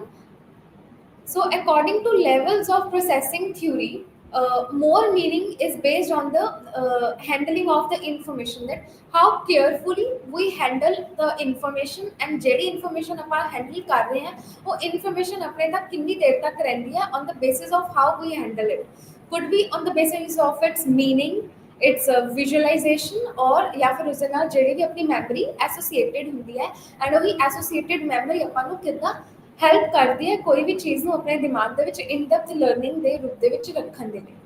So first is physical. So physical basis of physical level of learning is something ਜੋ ਆਪਾਂ ਚੀਜ਼ ਨੂੰ ਮਹਿਸੂਸ ਕਰ ਪਾਉਂਦੇ ਹਾਂ, ਦੇਖ ਪਾਉਂਦੇ ਹਾਂ, ਕਿਸੇ ਵੀ ਚੀਜ਼ ਦੇ ਆਪਣੇ ਕੋਲ ਟ੍ਰੇਟਸ, ਉਸਦੇ ਖਾਮੀਆਂ, ਉਸਦੇ ਟਾਈਪਸ, ਉਹ ਚੀਜ਼ ਜਦੋਂ ਆਪਾਂ ਇੱਕ ਫਿਜ਼ੀਕਲ ਲੈਵਲ ਤੇ ਦੇਖ ਪਾਉਂਦੇ ਹਾਂ, ਚਾਹੇ ਫਿਰ ਉਹ ਇੱਕ ਬੁੱਕ ਹੈ, ਬੁੱਕ ਨੂੰ ਆਪਾਂ ਦੇਖ ਪਾ ਰਹੇ ਹਾਂ, ਹੁਣ ਉਹ ਬੁੱਕ ਨੂੰ ਆਪਾਂ ਦੇਖ ਪਾ ਰਹੇ ਹਾਂ कि वो बुक नवी है या पुरानी है, बुक का कलर क्या है, बुक दे विच केड़े-केड़े वर्ड्स या किस चीज़ से रिलेटेड वो बुक है। So that's all the part of physical element. So जिहड़ी एक फिजिकल एलिमेंट है उस चीज़ का, वो आपां एट्रीब्यूट्स या उसके ट्रेट्स के बेसिस पे आपां देख पाने, जब आपां मैमोराइज करना होवे कि मेरे टेबल ते क्या-क्या पिया है। सो मैं मैमोराइज की मेरे टेबल ते केड़ी-केड़ी बुक्स पईयां ने, व्हाट इज़ द कलर, कितनी पुरानी बुक है, उसका साइज कितना है, उसकी किन्ने लाइक उसकी यूजेज है, वो चीज़ मैं कितना यूज़ करदा हाँ, वो बुक मेरे टेबल के किस कोने ते पई है। सो वो सारी मैमरी मेरी कित्थे स्टोर है, इन माई फिजिकल एलिमेंट। मैनू फिजिकली उस चीज़ को पता है कि वो ਚੀਜ਼ ਕਿੱਥੇ ਪਈ ਹੋਏਗੀ, ਸ਼ਾਇਦ ਫਿਰ ਜੇ ਰੂਮ ਦੇ ਵਿੱਚ ਜੇ ਡਿਮ ਲਾਈਟ ਹੋਏਗੀ ਜਾਂ ਫਿਰ ਡਾਰਕ ਹੋਏਗਾ, I will still able to grab my book ਕਿ ਮੇਰੀ ਬੁੱਕ ਉਸ ਟੇਬਲ ਦੇ ਕਿਸ ਕੋਨੇ ਤੇ ਪਈ ਹੈ। So that is the physical element towards the memorizing where that particular thing is, या how that looks, ਉਹ ਚੀਜ਼ ਦੀ ਲੁੱਕ ਕਿੱਦਾਂ ਦੀ ਹੈ ਜਾਂ ਉਹ ਚੀਜ਼ ਕਿੱਦਾਂ ਦੀ ਫੀਲ ਹੁੰਦੀ ਹੈ, ਉਹ ਸਭ ਫਿਜ਼ੀਕਲ ਐਲੀਮੈਂਟ ਦਾ ਪਾਰਟ ਬਣ ਜਾਂਦੀ ਹੈ। Third, then second is phonological level of processing. So phonological is the other than the physical element. So physical ਤਾਂ ਸੀਗਾ ਕਿ ਜਿਹੜੀ ਚੀਜ਼ ਆਪਾਂ ਮਹਿਸੂਸ ਕਰ ਪਾਉਂਦੇ ਹਾਂ, ਚੀਜ਼ ਨੂੰ ਦੇਖ ਪਾਉਂਦੇ ਹਾਂ, ਆਪਾਂ ਉਸ ਚੀਜ਼ ਨੂੰ ਕਾਊਂਟ ਕਰ ਪਾਉਂਦੇ ਹਾਂ ਕਿ that particular thing is there, this is like present in our environment. Second is phonological. So phonological ਜਦੋਂ physical element ਤੋਂ ਬਾਅਦ ਜਿਹੜਾ ਇੱਕ element use ਹੁੰਦਾ ਹੈ, that is phonological aspect of our processing. Phonological is based on the sounds, ਕਿਸੇ ਚੀਜ਼ ਦੀ ਆਵਾਜ਼ ਦੇ ਨਾਲ ਉਸ ਚੀਜ਼ ਨੂੰ ਲਰਨ ਕਰਨਾ, ਚਾਹੇ ਫਿਰ ਆਪਣੇ ਮੂੰਹ ਦੇ ਵਿੱਚੋਂ ਨਿਕਲੀ ਹੋਈ ਇੱਕ ਆਵਾਜ਼ ਹੈ ਜਾਂ ਫਿਰ ਆਪਾਂ ਨੇ ਟੀਚਰ ਦਾ ਲਿਖਤਾ ਹੋਇਆ ਇੱਕ ਲੈਕਚਰ ਹੈ ਜਾਂ ਮਦਰ ਦੀ ਮਾਰੀ ਹੋਈ ਇੱਕ ਆਵਾਜ਼ ਹੈ ਕਿ ਆਪਾਂ ਨੂੰ ਮਦਰ ਕਿਸ ਟੋਨ ਦੇ ਵਿੱਚ ਆਵਾਜ਼ ਦਿੰਦੇ ਆ, ਤੇ ਇੱਕ ਮਦਰ ਦੀ ਆਵਾਜ਼ ਤੋਂ ਹੀ ਆਪਾਂ ਨੂੰ ਪਤਾ ਚੱਲ ਜਾਂਦਾ ਹੈ ਕਿ ਇਹ ਆਵਾਜ਼ ਮੰਮਾ ਦੀ ਹੈ ਜਾਂ ਪਾਪਾ ਦੀ ਹੈ, ਕਿਉਂਕਿ ਉਹ ਚੀਜ਼ ਆਪਣੇ ਦਿਮਾਗ ਦੇ ਵਿੱਚ ਸਟੋਰਡ ਹੁੰਦੀ ਹੈ ਕਿ ਉਹ ਆਵਾਜ਼ ਆਪਾਂ ਨੂੰ ਕੌਣ ਦੇ ਰਿਹਾ ਹੈ ਤੇ ਉਹ ਆਵਾਜ਼ ਕਿਸ ਤਰੀਕੇ ਦੇ ਨਾਲ ਆਪਾਂ ਨੂੰ ਆ ਰਹੀ ਹੈ। ਸੋ ਫੋਨੋਲੋਜੀਕਲ is on the basis of the sound, like hat, जब वो आवाज ਆਪਾਂ ਸੁਣਦੇ ਆ ਕੋਈ hat ਤੋਂ cat, rat, ਸੋ ਇਹ ਆਵਾਜ਼ਾਂ ਕਿੱਦਾਂ ਹੁੰਦੀਆਂ ਨੇ, ਸਿਮਿਲਰ ਆਵਾਜ਼ਾਂ ਹੁੰਦੀਆਂ ਨੇ, hat, cat, rat, bat. So this is something similar in tone, similar in sound, and that's how we learn it on the basis of our memorization. ये चीज़ अपन को कितना याद है। Physical element तो बाद आंदा उसका sound level, that is phonological level. Then on the third, which is on the increasing depth, which is towards the more in depth towards the processing. So that is semantic. Semantic level is our meaningful level, कि ਜਿਹੜੀ किसी चीज़ ਦਾ ਆਪਾਂ ਨੂੰ depth पता होवे, किसी चीज़ का meaning पता होवे, and on the basis of meaning we are able to understand, or on the basis of the meaning we are able to grasp the knowledge that ਇਹ ਚੀਜ਼ ਆਪਾਂ ਨੂੰ meaningful level ਤੇ ਆਪਾਂ ਨੂੰ ਕੋਈ ਚੀਜ਼ ਯਾਦ ਆਉਂਦੀ ਹੈ।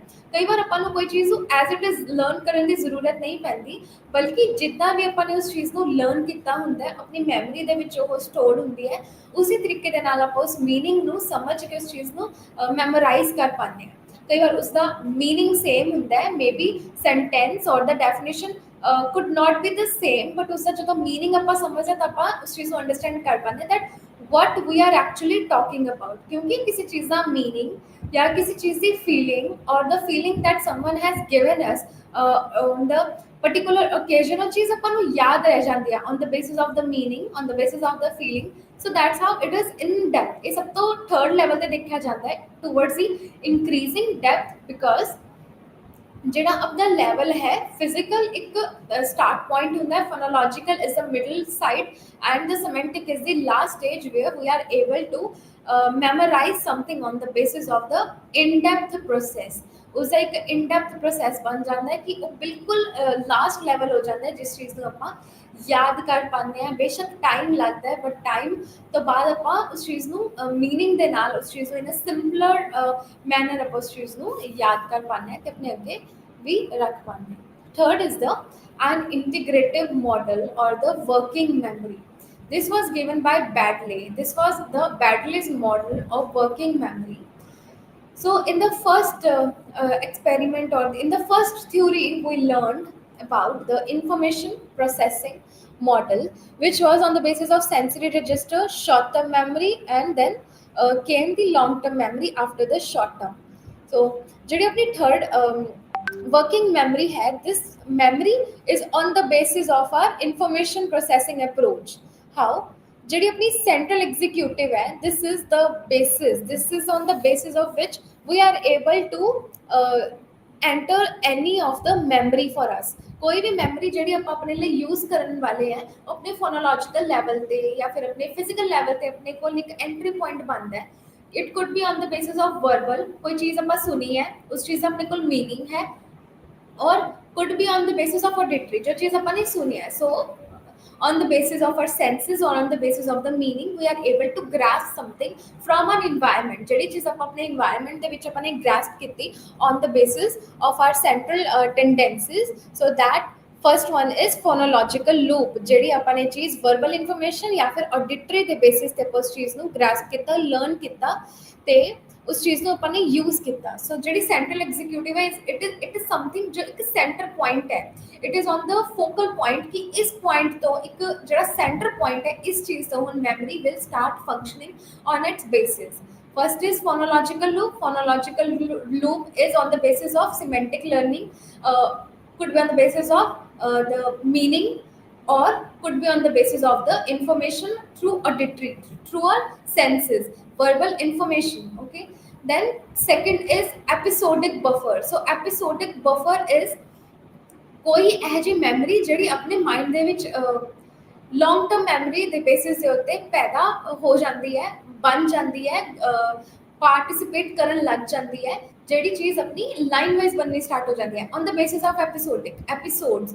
जिमें कोई आप मूवी देखते हैं या फिर कोई आप सीरियल देख रहे हैं, कोई वैब सीरीज, अपन उस चीज़ की स्टोरी स्टैप बाय स्टैप याद है on the basis of the episodes that we have seen कि फर्स्ट एपिसोड ਦੇ ਵਿੱਚ क्या स्टोरी सी and line wise line we are able to make a meaning out of it. उस चीज़ का आप मीनिंग समझ पाने हैं, मीनिंग के नाल उस चीज़ को आप याद कर पाने हैं एक स्टोरी के नाल। बिल्कुल आप कोई फर्स्ट एपिसोड देखा या फिफ्थ एपिसोड देखा उस क्या होता है कि उस चीज़ अपन क्लैरिटी नहीं मिलती, but when we see something on the basis of episodes कि पहले एपिसोड तो बाद आप सैकेंड देखा, दैन थर्ड, दैन फोर्थ, फिर अपने माइंड एक स्टोरी नरेट होनी स्टार्ट हो जाती है, this comes after this and vice versa. वो चीज़ उस तो बाद किदा किदा वो चीज़ इंक्लूड होनी स्टार्ट हो जाती है। Then is visual spatial sketch pad. So visual spatial sketchpad is on the basis of visual plus spatial. Visual यानी ਜਿਹੜੀ ਆਪਣੇ ਕੋਲ visual information है and spatial is कि उस चीज़ से अपने तो कितनी ज़्यादा दूरी है, उस चीज़ का अपने तक कितना ज़्यादा डिस्टेंस है।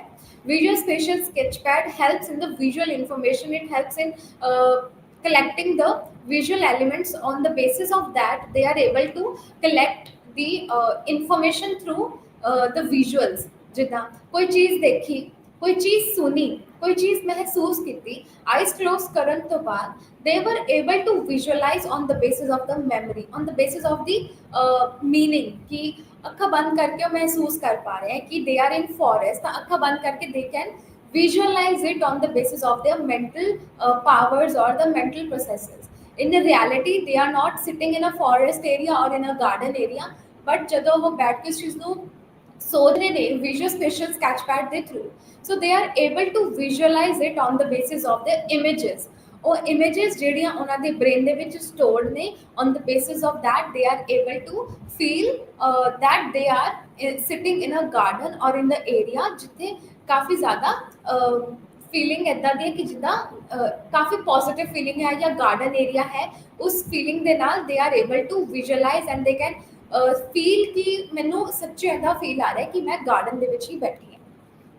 सो this is the integrative model as a working memory, जिस जो सेंट्रल एग्जीक्यूटिव सीगा which was almost based on the short term memory कि कोई चीज़ जो अपने याद करना है, उस याद करने का तरीका अपने शॉर्ट टर्म मैमरी के विचों ही गुजर के अपने लॉन्ग टर्म मैमरी के विच इंक्लूड होता है। Could be on the basis of phonological loop, that is the verbal information, episodic buffer that is long term memory, और the visual sketchpad that is the visual information. So visual verbal information goes hand in hand towards making the short term memory into the long term memory। Then is memory and its types of memory। So how memory works, we have already learned the working model of the memory and how the theories of memory interprets the information for us। So now we will study the different types of memory and how memory helps in our day-to-day life and what could be the different types of memory for us। So first is sensory memory। Sensory memory is almost on the basis of our senses, on the basis of how we have seen something, how we have felt something, and on the basis of that how we are able to interpret it on our own way। Senses ਦੇ ਨਾਲ ਉਹ ਚੀਜ਼ ਜਦੋਂ information ਆਪਣੇ brain ਤੱਕ ਗਈ, could be from our eyes, our ear, our tongue, our feel, that is our touch, that is the way we have heard something. So here five ਜਿਹੜੀ senses ਨੇ, they are the entry point for us to learn something, to learn from our environment and take it to our brain and memorizing it, that this is something that we have felt, seen, heard, tasted, or we have heard that. So meaning could B something ਜੋ ਆਪਣੇ ਯਾਦ ਰਹਿੰਦਾ ਹੈ, ਸੈਂਸਿਸ ਦੇ ਵਿੱਚ ਜਿਹੜੀ ਚੀਜ਼ ਆਪਾਂ ਨੂੰ ਯਾਦ ਰਹਿੰਦੀ ਤੇ ਆਪਾਂ ਉਸ ਚੀਜ਼ ਨੂੰ ਜਲਦੀ ਭੁੱਲ ਨਹੀਂ ਸਕਦੇ ਹੈਗੇ, ਕਿਉਂਕਿ ਉਹ ਮਹਿਸੂਸ ਕੀਤੀ ਹੋਈ ਚੀਜ਼ ਆਪਣੇ ਦਿਮਾਗ ਦੇ ਵਿੱਚ ਬੈਠ ਚੁੱਕੀ ਹੈ। Second is semantic memory. So semantic memory is on the basis of this is also known as fleeting memory.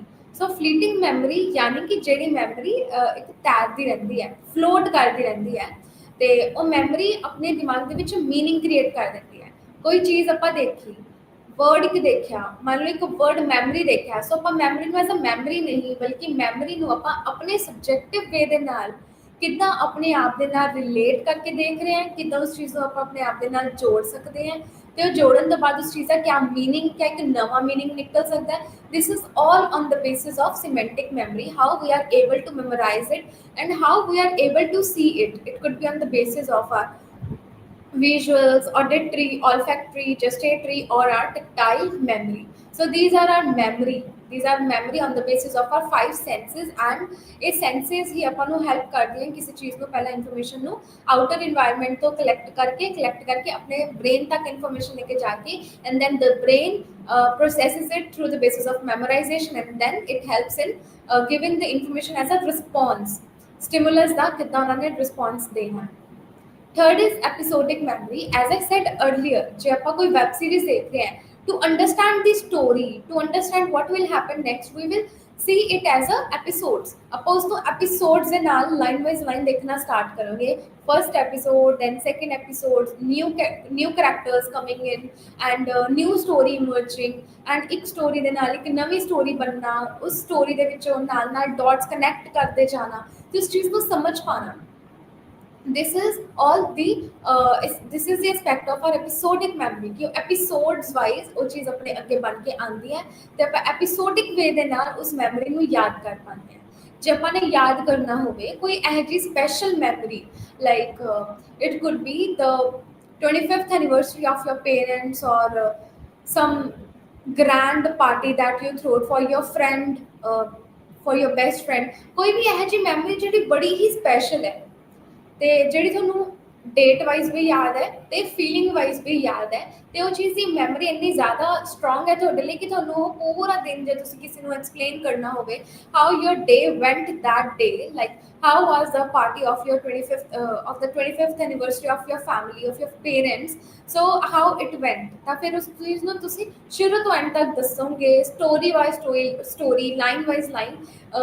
So that is your episodes. ਤੁਸੀਂ ਉਸ ਚੀਜ਼ ਨੂੰ ਐਜ਼ ਐਪੀਸੋਡਸ ਯਾਦ ਕਰ ਰਹੇ ਹੋ, ਐਪੀਸੋਡਸ ਦੇ ਥਰੂ ਤੁਸੀਂ ਉਸ ਚੀਜ਼ ਨੂੰ ਯਾਦ ਕਰਕੇ ਕਿਸੇ ਨੂੰ ਦੱਸ ਪਾ ਰਹੇ ਹੋ, ਠੀਕ ਹੈ।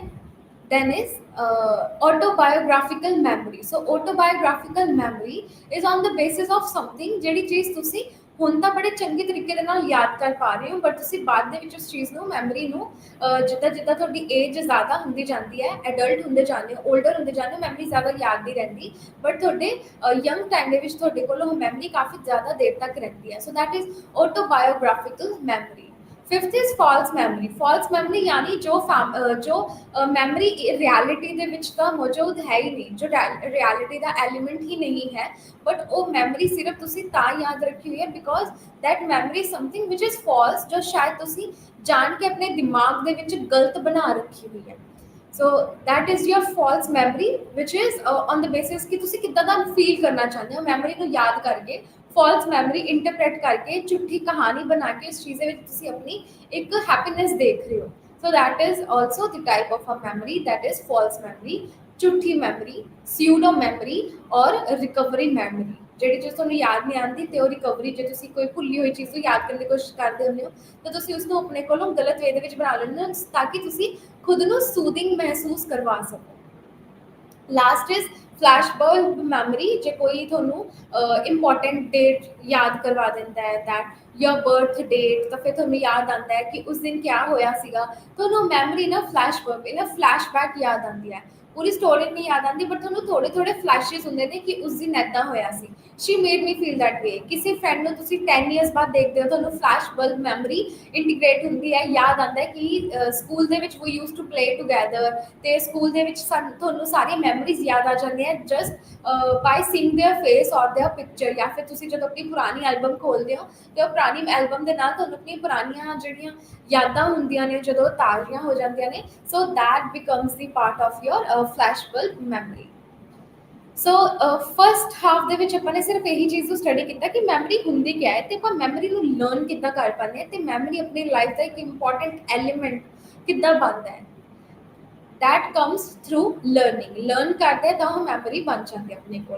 पर हुण सिर्फ मैमरी अपने को हमेशा ही तो नहीं रह सकती, कुछ चीज़ां इदां भी होंदियां ने जो अपने स्कूल टाइम दे विच आपां काफ़ी अजे सब्जैक्ट सी जो आपां स्टडी करते सीगे, जो आपां अज दे टाइम अपनी लर्न नहीं भी करते हैगे, मैमोराइज नहीं भी करते हैगे, पर वो चीज़ कदे तो आपां ने लर्न कीती सी, पर वो अपने हुण वो अपने लाइफ का पार्ट क्यों नहीं बन रहा है, वो अपनी प्रेजेंट के विच चीज़ यूटिलाइज क्यों नहीं हो रही, why are we not using it.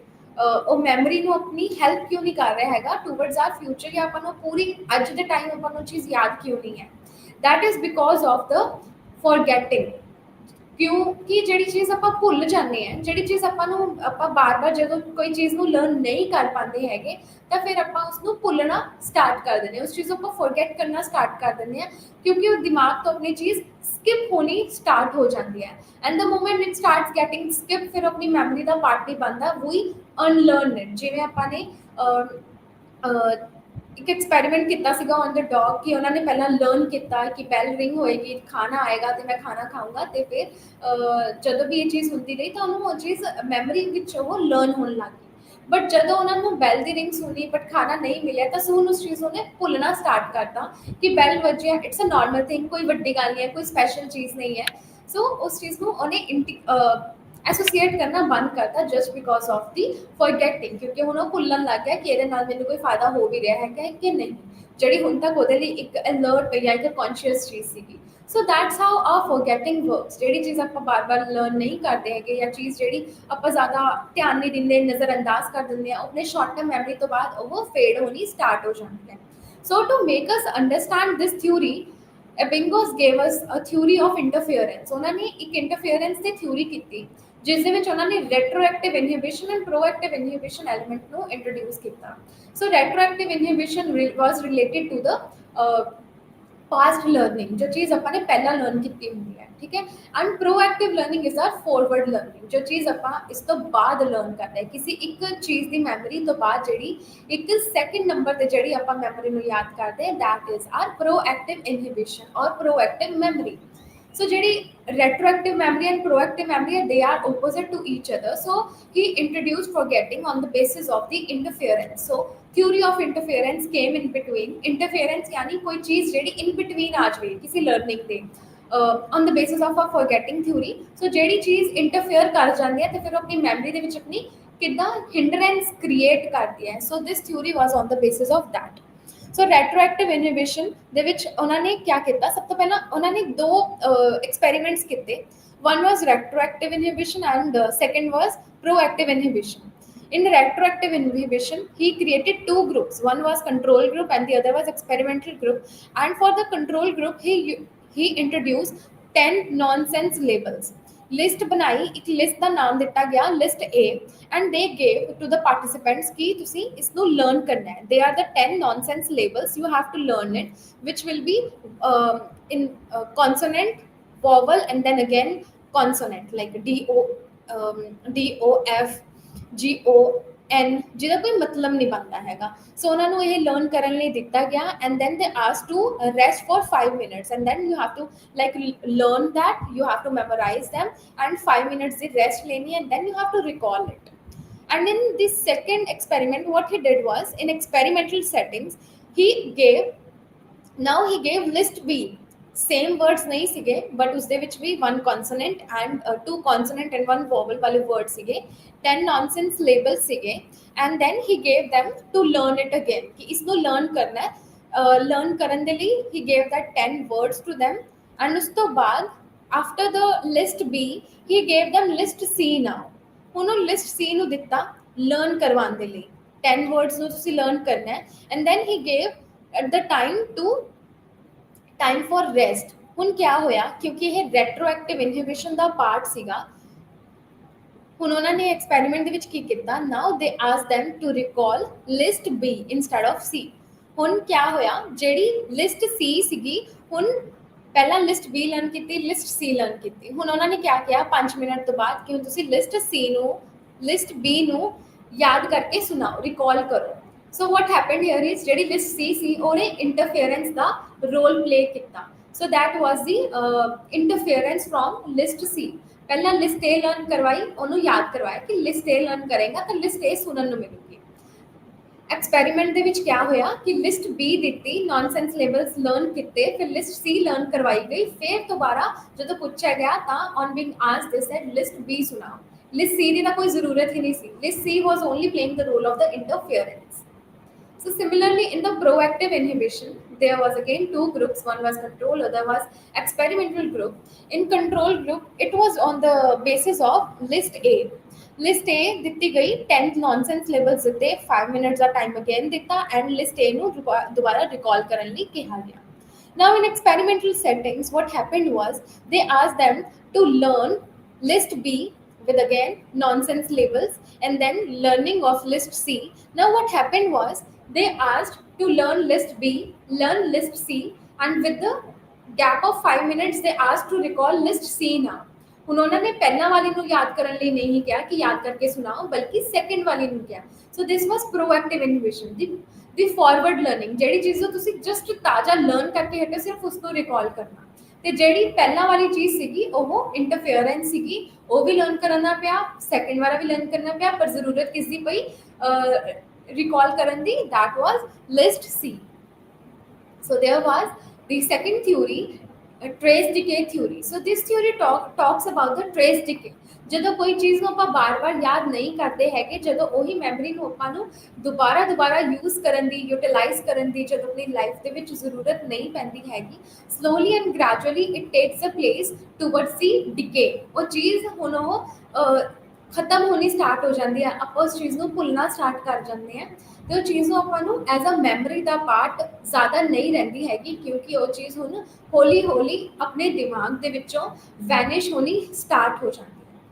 ਜਿਵੇਂ ਇੱਥੇ ਲਿਸਟ ਏ ਸੀਗੀ, ਲਿਸਟ ਏ ਲਰਨ ਕੀਤੀ, ਲਿਸਟ ਏ ਸੁਣਾਈ ਗਈ, ਲਿਸਟ ਬੀ ਦਿੱਤੀ ਗਈ, ਲਿਸਟ ਸੀ ਦਿੱਤੀ ਗਈ, ਲਿਸਟ ਬੀ ਸੁਣਾਈ ਗਈ, ਤੇ ਜੇ ਬਾਰ-ਬਾਰ ਉਹ ਲਿਸਟ ਬੀ ਸੁਣਾਈ ਜਾਏਗੀ ਤਾਂ ਜਿਹੜੀ ਸੀ ਹੈ ਉਹਨੂੰ ਦੁਬਾਰਾ ਲਰਨ ਨਹੀਂ ਕਰੂਗਾ, ਭੁੱਲ ਜਾਊਗਾ, ਕਿਉਂਕਿ ਉਹਨੂੰ ਇੱਕ ਆਈਡੀਆ ਲੱਗ ਜਾਊਗਾ ਕਿ ਉਹ ਚੀਜ਼ ਨੂੰ ਦੁਬਾਰਾ ਮੈंने ਲਰਨ ਨਹੀਂ ਕਰਨਾ ਹੈਗਾ। ਸੋ that's how trace DK theory works in function. It helps in our rescue ਕਿ ਕੋਈ ਚੀਜ਼ ਹੁਣ ਆਪਾਂ ਨੂੰ ਜ਼ਰੂਰਤ ਨਹੀਂ ਹੈ, ਆਪਾਂ ਟੈਨਸ਼ਨ ਨਹੀਂ ਦਵਾਂਗੇ, ਆਪਾਂ ਭੁੱਲ ਜਾਓਗੇ। ਇਸ ਦੀ ਬੈਸਟ ਐਗਜ਼ਾਮਪਲ ਹੈ ਜਦੋਂ ਆਪਾਂ ਪੇਪਰ ਦਿੰਦੇ ਆ, ਫਾਈਨਲ ਐਗਜ਼ਾਮਸ ਹੋਣ ਤੋਂ ਬਾਅਦ we don't see the notes again, ਉਹ ਹੁਣ ਆਪਣੀ ਡਿਕੇ ਹੋਣੀ ਸਟਾਰਟ ਹੋ ਜਾਂਦੀ ਹੈ ਦੈਟ ਮੈਮਰੀ, ਕਿਉਂਕਿ ਉਹ ਮੈਮਰੀ ਨੂੰ ਜਿਹੜੀ ਚੀਜ਼ ਆਪਾਂ 1 ਮਹੀਨੇ ਤੋਂ ਬਾਰ-ਬਾਰ ਲਰਨ ਕਰੀ ਜਾ ਰਹੇ ਹਾਂ, ਯਾਦ ਕਰੀ ਜਾ ਰਹੇ ਹਾਂ, ਤੇ ਉਹ ਯਾਦ ਕਰਨ ਤੋਂ ਬਾਅਦ ਕਿਆ ਹੋ ਰਿਹਾ ਸੀਗਾ ਕਿ ਉਹੀ ਮੈਮਰੀ ਆਪਣੀ ਹੁਣ ਭੁੱਲਣੀ ਸਟਾਰਟ ਹੋ ਗਈ ਹੈ, ਕਿਉਂਕਿ ਉਹਨੂੰ ਮੈਮਰੀ ਨੂੰ ਆਪਾਂ ਯੂਜ਼ ਨਹੀਂ ਕਰ ਰਹੇ। ਜਿਹੜੀ ਚੀਜ਼ ਨੂੰ ਆਪਾਂ ਇੰਨੀ ਚੰਗੀ ਤਰ੍ਹਾਂ ਯਾਦ ਕੀਤਾ, ਟਾਈਮ ਬਾਏ ਟਾਈਮ ਹੌਲੀ ਹੁਣ ਉਹੀ ਚੀਜ਼ ਨੂੰ ਆਪਾਂ ਭੁੱਲਣੀ ਸਟਾਰਟ ਕਰਤੀ। Third is Q dependent forgetting theory. ना क्यू डिपेंडेंट इज किसी चीज के बेसिस ते, क्यू यानी किसी चीज के बेसिस दे नाल उस चीज के उत्ते डिपेंडेंट होकर उस चीज को भुलना, किसी चीज की मैमरी के नाल। कि एक फ्रेंड है, वो कहते हैं कि दूसरा फ्रेंड जो अपना क्लासमेट है, he is not a good friend of mind, kindly not talk with him, क्योंकि वो अच्छा इंसान नहीं है, उसने मेरे नाल गलत किया। So on the basis of that memory, on the basis of my friend who said that to me, ਹੁਣ ਉਸ ਦੇ ਬੇਸਿਸ ਤੇ ਹੁਣ ਮੈਂ ਜਾਣ ਬੁੱਝ ਕੇ purposely willingly I will start to not talk with that friend. ਹੌਲੀ I will start forgetting the friendship that I had with him, क्योंकि मेरे को ਹੁਣ ਇੱਕ ਰੀਜ਼ਨ ਬਣ ਗਿਆ ਉਸਨੂੰ ਆਪਣਾ ਦੋਸਤ ਨਾ ਰੱਖਣ ਦਾ, क्योंकि मेरे एक अच्छे फ्रेंड ने चीज़ कही है। So that is the part of a forgetting theory, how that when we are willingly or consciously we are trying to forget something. Then is third is fourth is encoding failure. Encoding failure is ਜਦੋਂ ਆਪਾਂ ਕੋਈ ਚੀਜ਼ ਯਾਦ ਕਰਨ ਦੀ ਕੋਸ਼ਿਸ਼ ਕਰ ਰਹੇ ਹਾਂ, ਬਟ ਯਾਦ ਕਰਨ ਦੇ ਬਾਵਜੂਦ ਕੋਈ ਚੀਜ਼ ਆਪਾਂ ਨੂੰ ਯਾਦ ਨਹੀਂ ਹੋ ਰਹੀ ਹੈਗੀ, ਕੋਈ ਮੈਮਰੀ ਆਪਾਂ ਯਾਦ ਦੁਬਾਰਾ ਮੈਮੋਰਾਈਜ਼ ਕਰਨ ਤੋਂ ਬਾਅਦ ਵੀ, ਰੀਲਰਨ ਕਰਨ ਤੋਂ ਬਾਅਦ ਵੀ ਉਸ ਚੀਜ਼ ਨੂੰ ਆਪਾਂ ਯਾਦ ਨਹੀਂ ਕਰ ਪਾਉਂਦੇ ਹੈਗੇ, ਕਿਉਂਕਿ ਉਹ ਮੈਮਰੀ ਦੇ ਵਿੱਚੋਂ ਬਿਲਕੁਲ ਹੀ ਆਪਾਂ ਉਸ ਚੀਜ਼ ਨੂੰ ਭੁੱਲ ਚੁੱਕੇ ਹਾਂ। So that is the encoding failure. ਉਹ ਆਪਣੀ ਇਨਕੋਡਿੰਗ ਇਨਕੋਡ ਕੀਤੀ ਹੋਈ ਇਨਫੋਰਮੇਸ਼ਨ ਆਬਜ਼ਰਵ ਕਰਨ ਦੇ ਬਾਵਜੂਦ, ਕੋਈ ਫੋਟੋ ਦੇਖਣ ਦੇ ਬਾਵਜੂਦ, ਕੋਈ ਚੀਜ਼ ਸਿਮਿਲਰ ਚੀਜ਼ ਜੋ ਆਪਾਂ ਪਹਿਲਾਂ ਵੀ ਸੁਣ ਰੱਖੀ ਹੈ, ਉਸ ਚੀਜ਼ ਨੂੰ ਸੁਣਨ ਦੇ ਬਾਵਜੂਦ ਵੀ ਆਪਾਂ ਉਸ ਚੀਜ਼ ਨੂੰ ਯਾਦ ਨਹੀਂ ਕਰ ਪਾ ਰਹੇ ਹੁੰਦੇ, that is the part of our encoding failure. So how we can improve our memory and why it is so important to improve our memory? So improve करना memory तो अपने लिए बहुत ज़्यादा important चीज़ है, क्योंकि memory अपनी life ਦੇ ਵਿੱਚ एक important trait, एक important element ਦੇ through work करता है, and that's why we need to learn how we can improvise our memory. Could be for our studies, could be for our day-to-day activities, or could learn some skills और कोई goal ਨੂੰ accomplish करना है। So that's why we need to improve our memory, ताकि अपने ਜਿਹੜੀ memory ਉਹ sharp ਹੋ ਸਕੇ ਤੇ ਆਪਾਂ ਨੂੰ ਕੋਈ ਵੀ ਮੈਮਰੀ ਜਿਹੜੀ ਸ਼ਾਰਟ ਟਰਮ ਦੇ ਵਿੱਚ ਬੈਠੀ ਉਹ ਆਪਾਂ ਲੌਂਗ ਟਰਮ ਦੇ ਵਿੱਚ ਹਮੇਸ਼ਾ ਲਈ ਬਣਾ ਸਕੀਏ। दैट ऑब्वियस ਜਿਹੜੀ ਇੰਪੋਰਟੈਂਟ ਚੀਜ਼ ਹੋਊਗੀ। So first is process for meaning. ਕਿਸੇ ਵੀ ਚੀਜ਼ ਨੂੰ ਇੰਪਰੋਵਾਈਜ਼ ਕਰਨਾ ਹੈ, ਜੇ ਆਪਣੀ ਕੋਈ ਮੈਮਰੀ ਨੂੰ ਯਾਦ ਕਰਨਾ ਹੈ, ਆਪਣੇ ਮਾਈਂਡ ਦੇ ਵਿੱਚ ਰੱਖਣਾ ਹੈ, ਸੋ ਇੱਕ ਇੰਪੋਰਟੈਂਟ ਚੀਜ਼ ਹੈ ਉਸ ਚੀਜ਼ ਦੀ ਮੀਨਿੰਗ ਦੇ ਥਰੂ ਉਸ ਚੀਜ਼ ਨੂੰ ਯਾਦ ਕਰਨਾ। ਜੇ ਆਪਣੇ ਕੋਲ ਉਸ ਚੀਜ਼ ਦਾ ਮੀਨਿੰਗ ਹੋਏਗਾ ਤਾਂ ਹੀ ਆਪਾਂ ਉਸ ਚੀਜ਼ ਨੂੰ ਯਾਦ ਕਰਨ ਦੀ ਆਪਣੇ ਕੋਲ ਟੈਂਡੈਂਸੀ ਹੋਏਗੀ, ਪਾਵਰ ਹੋਏਗੀ। किसी चीज़ का एक मीनिंग बना लिया, कोई एक इंपॉर्टेंट एक कॉम्पलैक्स वर्ड है, उस चीज़ को जब आप मीनिंग के नाल उसनों कट करके आप मीनिंग वाइज लर्न कर पाओगे, आप उस मीनिंग ਨੂੰ ही देख के आप मैमरी ਨੂੰ इंप्रोवाइज कर पाओगे। Second is retrieval process. Retrieval is ਕੋਈ ਵੀ ਚੀਜ਼ ਆਪਣੀ ਮੈਮਰੀ ਦੇ ਵਿੱਚ ਜੋ ਸਟੋਰਡ ਹੈ, ਉਹ ਰਿਟਰੀਵਲ ਦੇ ਥਰੂ ਜਦੋਂ ਉਹ ਮੈਮਰੀ ਦੇ ਆਪਾਂ ਨੂੰ ਜ਼ਰੂਰਤ ਹੈ ਟਾਸਕ ਦੇ ਵਿੱਚ ਉਸ ਚੀਜ਼ ਨੂੰ ਯਾਦ ਕਰਨ ਦੇ ਲਈ, so what we will use is our retrieval processes to improvise our memory. Then is meta memory. Meta memory is something ਜਿਹੜੀ ਆਪਾਂ ਆਪਣੀ ਮੈਮਰੀ ਦੇ ਨਾਲ ਐਸੋਸੀਏਟ ਕਰ ਰੱਖੀ ਹੁੰਦੀ ਹੈ ਇਨ ਅ ਬ੍ਰੋਡਰ ਐਸਪੈਕਟ, ਇਨ ਅ ਬ੍ਰੋਡਰ ਐਲੀਮੈਂਟ, ਇਨ ਅ ਬ੍ਰੋਡਰ ਐਸੋਸੀਏਸ਼ਨ। ਤਾਂ ਉਸ ਚੀਜ਼ ਨੂੰ ਆਪਾਂ ਯਾਦ ਕਰ ਪਾਉਂਦੇ ਹਾਂ ਜਦੋਂ ਆਪਾਂ ਉਸ ਮੈਮਰੀ ਦੇ ਨਾਲ ਹੋਰ ਕੁਝ ਅੱਛੀਆਂ ਚੀਜ਼ਾਂ ਨੂੰ ਐਸੋਸੀਏਟ ਕਰ ਪਾਉਂਦੇ ਹਾਂ। फोर्थ इज डिस्ट्रीब्यूटेड लर्निंग और प्रैक्टिस। कोई एक चीज़ ਨੂੰ ਆਪਾਂ ਜਦੋਂ ਲਰਨ ਕਰ ਲੈਂਦੇ ਹਾਂ, ਲਰਨ ਕਰਨ ਤੋਂ ਬਾਅਦ ਜਦੋਂ ਆਪਾਂ ਉਸ ਚੀਜ਼ ਨੂੰ ਰਿਹਰਸਲ ਕਰਦੇ ਹਾਂ, ਪ੍ਰੈਕਟਿਸ ਕਰਦੇ ਹਾਂ, and that's how we are able to memorize it. ਜਦੋਂ ਆਪਾਂ ਨੇ ਕੋਈ ਟੈਸਟ ਦੇਣਾ ਹੈ, ਕੋਈ ਐਗਜ਼ਾਮ ਦੇਣਾ ਹੈ, we are able to give it our 100%, ਕਿਉਂਕਿ ਉਸ ਚੀਜ਼ ਨੂੰ ਆਪਾਂ ਨੇ ਪ੍ਰੈਕਟਿਸ ਕਰ ਰੱਖੀ ਹੁੰਦੀ ਹੈ, ਐਂਡ ਆਪਣੀ ਜਿਹੜੀ ਲਰਨਿੰਗ ਹੈ ਆਪਾਂ ਉਸ ਨੂੰ ਡਿਸਟਰੀਬਿਊਟ ਕਰਕੇ ਚੰਕ ਵਾਈਜ਼ ਆਪਾਂ ਉਸ ਚੀਜ਼ ਨੂੰ ਮੈਮਰੀ ਦੇ ਵਿੱਚ ਯੂਜ਼ ਕਰ ਪਾਉਂਦੇ ਹਾਂ। ਨਿਮੋਨਿਕਸ ਯੂਜ਼ਿੰਗ ਇਮੇजेस। ਜੇ ਆਪਾਂ ਕੋਈ ਚੀਜ਼ ਨੂੰ ਆਪਾਂ ਯਾਦ ਕਰਦੇ ਹਾਂ, ਹੁਣ ਆਪਾਂ ਉਸ ਚੀਜ਼ ਨੂੰ ਇਮੇजेस ਦੇ ਥਰੂ ਕਿੱਦਾਂ ਲਰਨ ਕਰ ਪਾਉਂਦੇ ਹਾਂ। So first method is method of loci. So loci is placing images at location. ਕੋਈ ਚੀਜ਼, ਕੋਈ ਫੋਟੋ ਜੇ ਆਪਾਂ ਆਪਣੇ ਸਾਹਮਣੇ ਲਗਾ ਕੇ ਰੱਖਦੇ ਹਾਂ ਕਿਸੇ ਚੀਜ਼ ਨੂੰ ਮੈਮੋਰਾਈਜ਼ ਕਰਨ ਦੇ ਲਈ, ਜਾਂ ਫਿਰ ਕੋਈ ਡਾਇਗਰਾਮ ਹੁੰਦੀ ਹੈ ਜੇ ਆਪਾਂ ਆਪਣੇ रूम ਦੇ ਵਿੱਚ ਆਪਣੇ ਬਿਲਕੁਲ ਅੱਖਾਂ ਦੇ ਸਾਹਮਣੇ ਰੱਖਦੇ ਹਾਂ, ਤਾਂ ਆਪਾਂ ਬਾਰ-ਬਾਰ ਜਦ ਵੀ ਆਪਾਂ ਉਸ ਚੀਜ਼ ਨੂੰ ਦੇਖਦੇ ਹਾਂ, ਉਸ ਚੀਜ਼ ਨੂੰ ਆਪਾਂ ਆਟੋਮੈਟਿਕਲੀ ਇਮੇजेस ਦੇ ਥਰੂ ਲਰਨ ਕਰ ਪਾਉਂਦੇ ਹਾਂ।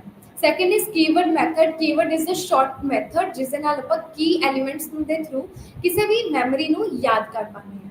Then is mnemonics using organization. Organization ਯਾਨੀ ਕਿਸੇ ਚੀਜ਼ ਦੀ ऑब्जेक्ट्स ਦੇ ਥਰੂ ਉਸ ਚੀਜ਼ ਨੂੰ ਲਰਨ ਕਰਨਾ, ਯੂਟਿਲਾਈਜ਼ ਕਰਨਾ ਤੇ ਆਪਣੀ ਮੈਮਰੀ ਦੇ ਵਿੱਚ ਉਸ ਚੀਜ਼ ਦਾ ਇੰਪੋਰਟੈਂਟ ਐਲੀਮੈਂਟ ਬਣਾਉਣਾ।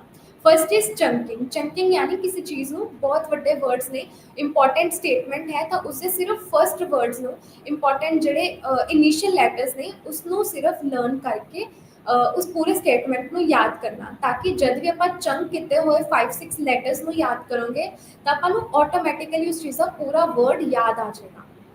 Second is first letter technique. ਕਿਸੇ ਵੀ ਚੀਜ਼ ਨੂੰ ਲਰਨ ਕਰਨ ਲਈ ਸਭ ਤੋਂ ਪਹਿਲਾਂ ਆਪਾਂ ਸਿਰਫ ਉਸਦਾ ਫਸਟ ਲੈਟਰ ਜੇ ਆਪਾਂ ਯਾਦ ਕਰੋਗੇ ਤਾਂ ਆਪਾਂ ਨੂੰ ਆਟੋਮੈਟਿਕਲੀ ਸਾਰਾ ਲੈਟਰ ਜਾਂ ਸਾਰਾ ਹੀ ਸਟੇਟਮੈਂਟ ਜਾਂ ਫਿਰ ਸਾਰਾ ਹੀ ਵਰਡ ਯਾਦ ਆ ਜਾਏਗਾ। Third is rhyme. ਕਿਸੇ ਚੀਜ਼ ਨੂੰ ਲਰਨ ਕਰਨ ਦੇ ਲਈ ਉਸਦਾ ਹੀ ਰਾਈਮ ਦੇ ਵਿੱਚ ਉਸ ਚੀਜ਼ ਨੂੰ ਇਲੈਬੋਰੇਟ ਕਰਨਾ, ਉਸ ਵਰਡ ਨੂੰ, ਇਨਫੋਰਮੇਸ਼ਨ ਨੂੰ, ਵਰਬਲ ਇਨਫੋਰਮੇਸ਼ਨ ਨੂੰ ਰਾਈਮਸ ਦੇ ਥਰੂ ਲਰਨ ਕਰਨ ਤੋਂ ਬਾਅਦ ਆਪਾਂ ਉਸ ਚੀਜ਼ ਨੂੰ ਆਪਣੇ ਨਿਮੋਨਿਕਸ ਦੇ ਥਰੂ ਆਪਾਂ ਮੈਮਰੀ ਦੇ ਵਿੱਚ ਯੂਟਿਲਾਈਜ਼ ਕਰ ਪਾਉਂਦੇ ਹਾਂ। With this, our memory chapter is over. Thank you. And in the next lecture, we will talk about motivation and emotion.